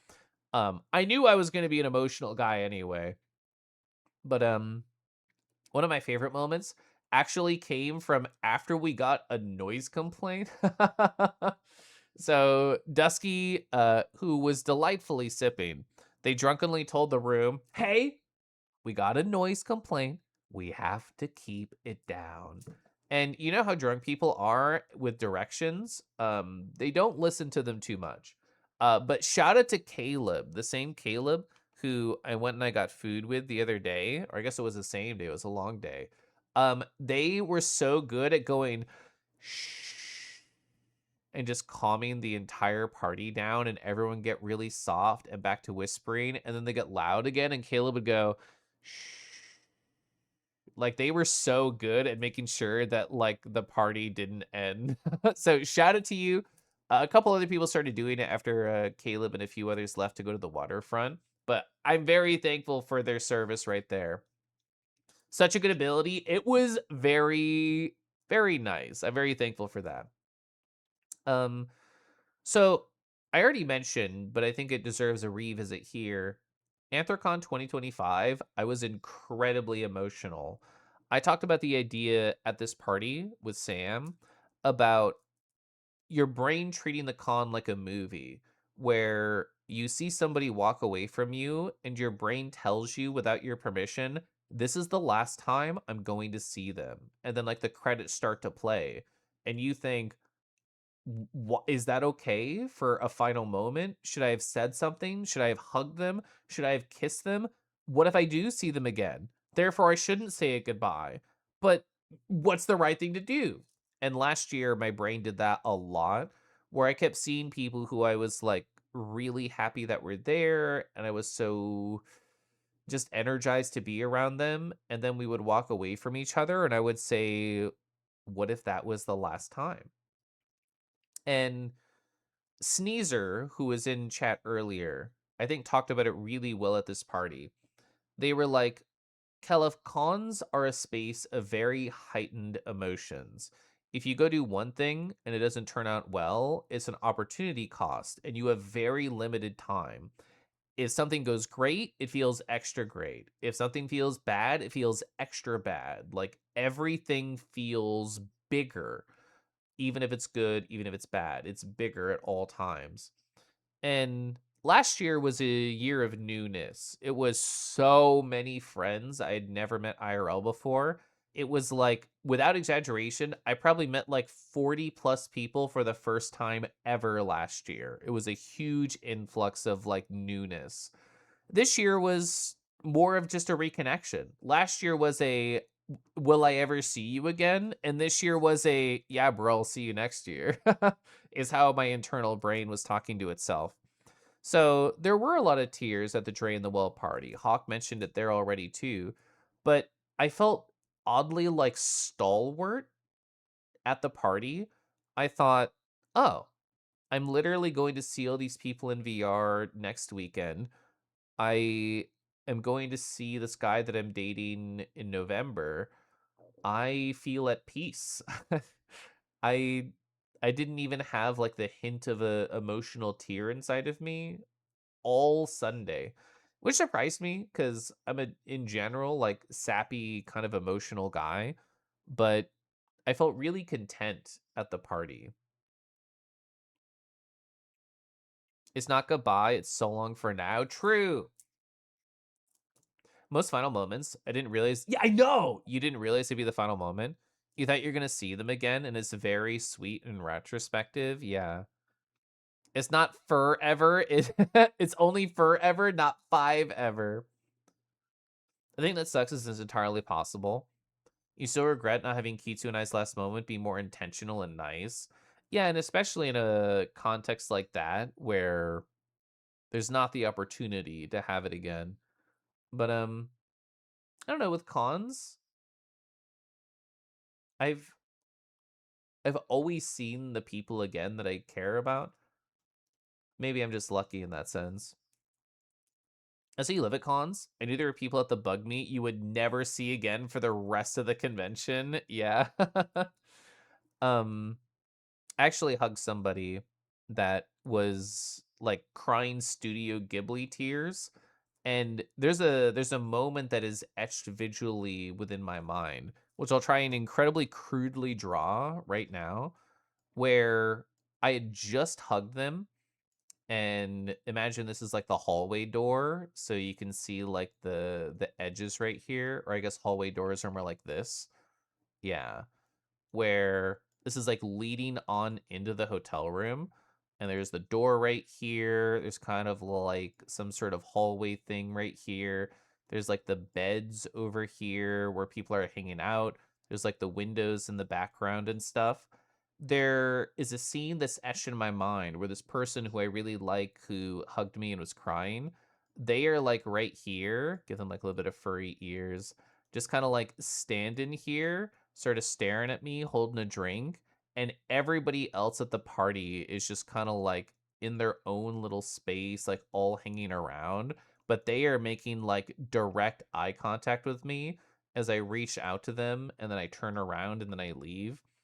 Um, I don't know. It felt like a very special moment to me of this is the last time that I will see this person, but I'm not sad about it.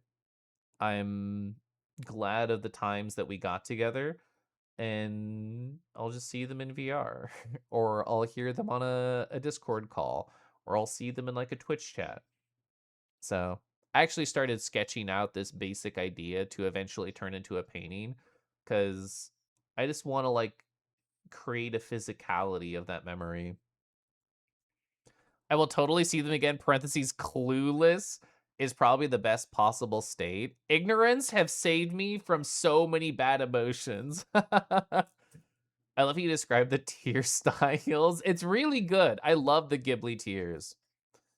Each year Sunday, we're thinking about how many friends see and appreciate you. I don't know if you're in chat when I was talking around it, but talking more explicitly about it. I did a tarot card reading with somebody where the idea was, how do I know that I'm wanted within this space? And it's such an interesting idea because in order to feel wanted, it requires intentionality from another person. They have to say, it was so nice to see you. I'm going to miss you. I can't wait to hang out with you again. Or I'm so sad we didn't get more time together, or whatever words they use. It requires them to be really intentional about how they care about you. Because otherwise, you're just left wondering. It's, did they really want me around? They didn't really say anything. Was I invited to too many things? And I hope the person that I did the reading with felt very wanted by the end of the con. Because I absolutely felt very wanted. I felt very thankful for all the love and affection that I got, even if it was silly moments, even if it was just like a giggle here, there, or a nice long hug, or a good scritch on the back, or occasionally a kiss on the lips with a smile. Like, I felt wanted in many ways at the con. Can't you meet up again somewhere that's not AC? Yeah, it's called VR chat. um, Actually was daydreaming Corvus, the idea of, like, doing a cabin trip with, like, a small set of people. Gaby, who stopped by chat earlier, I was talking about it with them in VR very briefly. Because I've done cabin trips, and they are much more intimate than cons are, because you don't have this, "I only have 20 minutes to give you, maybe 5 minutes to give you" feeling as you're rushing in between places. You can actually, like, literally just exist around somebody. Hi, Poppin! You said do a tarot reading for yourself? You pull the Two of Pentacles? How funny is life? That's so funny. That's you. The Wheel of Fortune I rarely get. You feel like everyone has at least one card that constantly pops up. They're so this is the phrasing from the Dorisa Tarot, the Princess of Ground. So it's one of the, like, the major pentacle cards. I pull that card so often. We have some cabins here, Western North Carolina.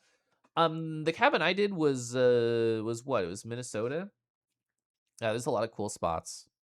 You get a bunch of cups. I love cups. I love emotions. So I ended up walking back, even though I took the shuttle there. I ended up walking back with a group of a couple of folks that I care a lot about. And last year I walked back with, I mean, the same set of people, but there was more this time. And last year it was me kind of like sobbing the entire time. And this year I was kind of just like delightfully content. There was a really nice conversation that we had where, no, I won't tell that story on stream. But we had like really nice conversations on the way back to the hotel, and it just left me feeling warm. I didn't feel cold, I didn't feel sad. I was just like left feeling warm and like affectionate, being surrounded at the people I was surrounded with. So even though, again, I had a bit more of a normalized convention as opposed to like an incredibly like me exploding and sobbing convention, I ended up really liking that at the end of the day, because it just felt like for a week I got to surround myself with love and affection, and that's it. And then I can go back to my real life. Granted, I'm a little bit more exhausted than I want to be because of the 14-hour drive home. But most of my drive home was really just like journaling and listening to Derek's stream. And I guess to be fair, I did 8 out of the 14 hours home. You struggle with that? You're wanting to like feel the entire con. 3 of your 5 journal entries were toying with, am I really supposed to be here? Monday when I got back, you didn't feel that heart stab and you wondered if it was you. I think so much of it is just like this was a year that was a reunion as opposed to a first connection. And at least that's my take on about my feelings about why I didn't get hit as like gut wrenchingly hard. Or like it's not even a bad thing that I'm not exploding. It's just I think it's almost kind of like good to know that this is a space I feel warm and welcome and that I can return to. But yeah, that was my Anthrocon. It didn't even take 8 hours. It only took 7 hours and 50 minutes. Can I get a round of applause for me for not going 8 hours? You mentioned so many times to Bellis you want to find you again. You silly, silly derg. It's it's really interesting because I know a number of people who this con were like, I want to be like seen more. I want to like not hide. I want to make sure that like other people can find me. And everybody who I know said that, I barely saw. Which isn't to say that they didn't succeed. I think it just means that they succeeded outside of my view. But that's part of the reason I love con recaps is like I get to fill in a lot of the blanks of this person who I spent time with, even just a little bit.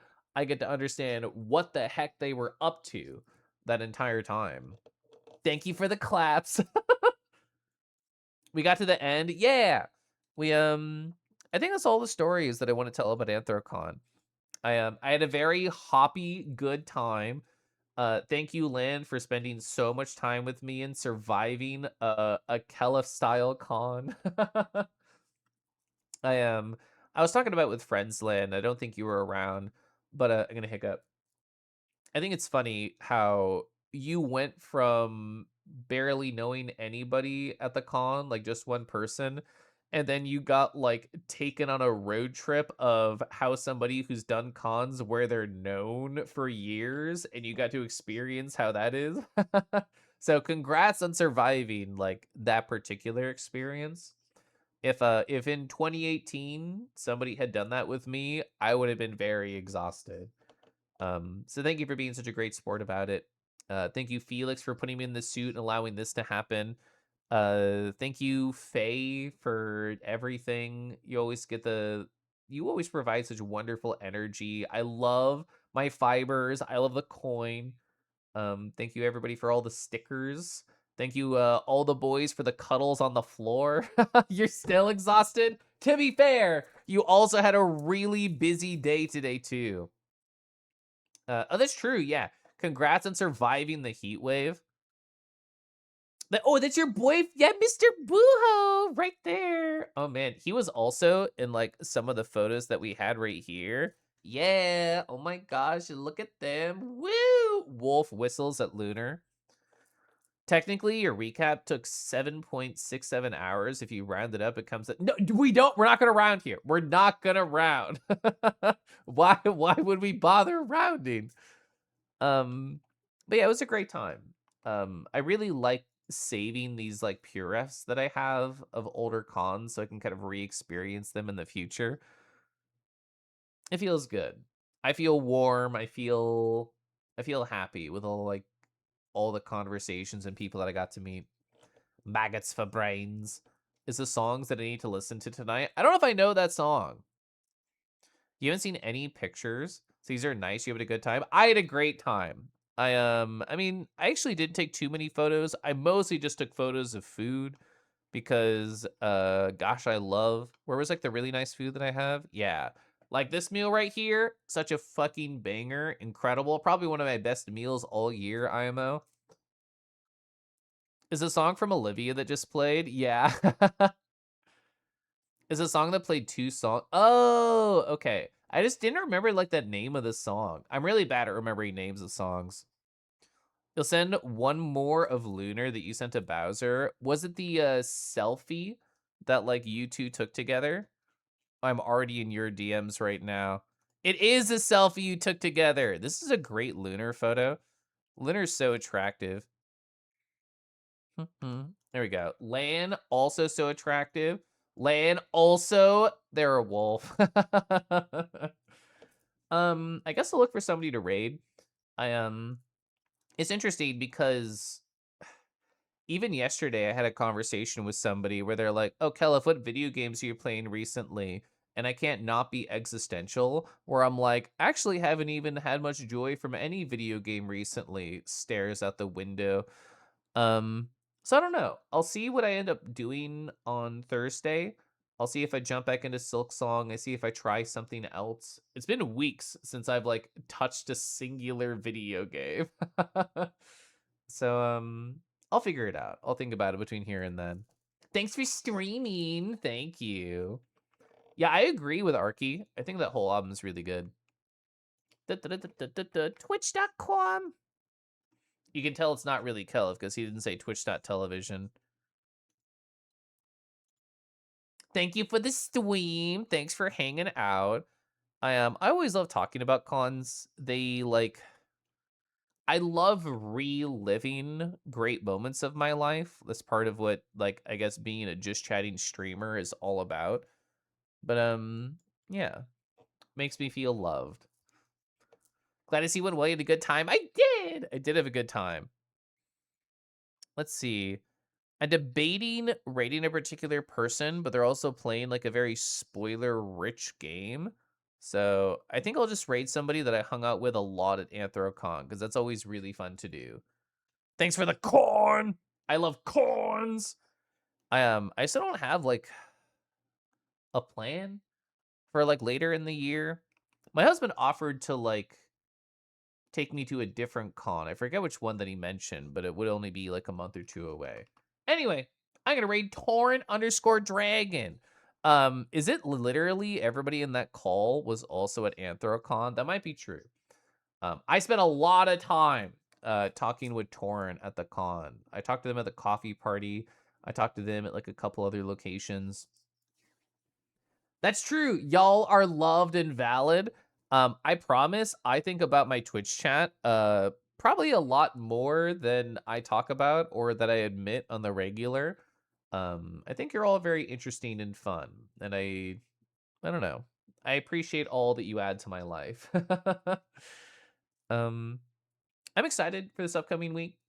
I didn't really talk too much about it, but I had a lot of thoughts this weekend that weren't Anthrocon related. But we're already at the end of the stream. So I'll talk about those on Thursday or something. Last Sunday, they joked how everyone would go to AC. Yeah, and I also heard last Friday slash last Saturday, there was like basically no group hangouts because everybody was gone. Which I just think is interesting because I know other people were there, but the idea of if you log into VRChat.com and you don't see a bunch of people on, it's like a what's the point? I'm sure if everybody logged on and just sat in a room together, a meetup would have happened, but that didn't go. Hi, Maddie. Good night, Maddie. Good night, everybody. You have a wonderful week. I'm gonna say hi to Torrin and friends. Good night.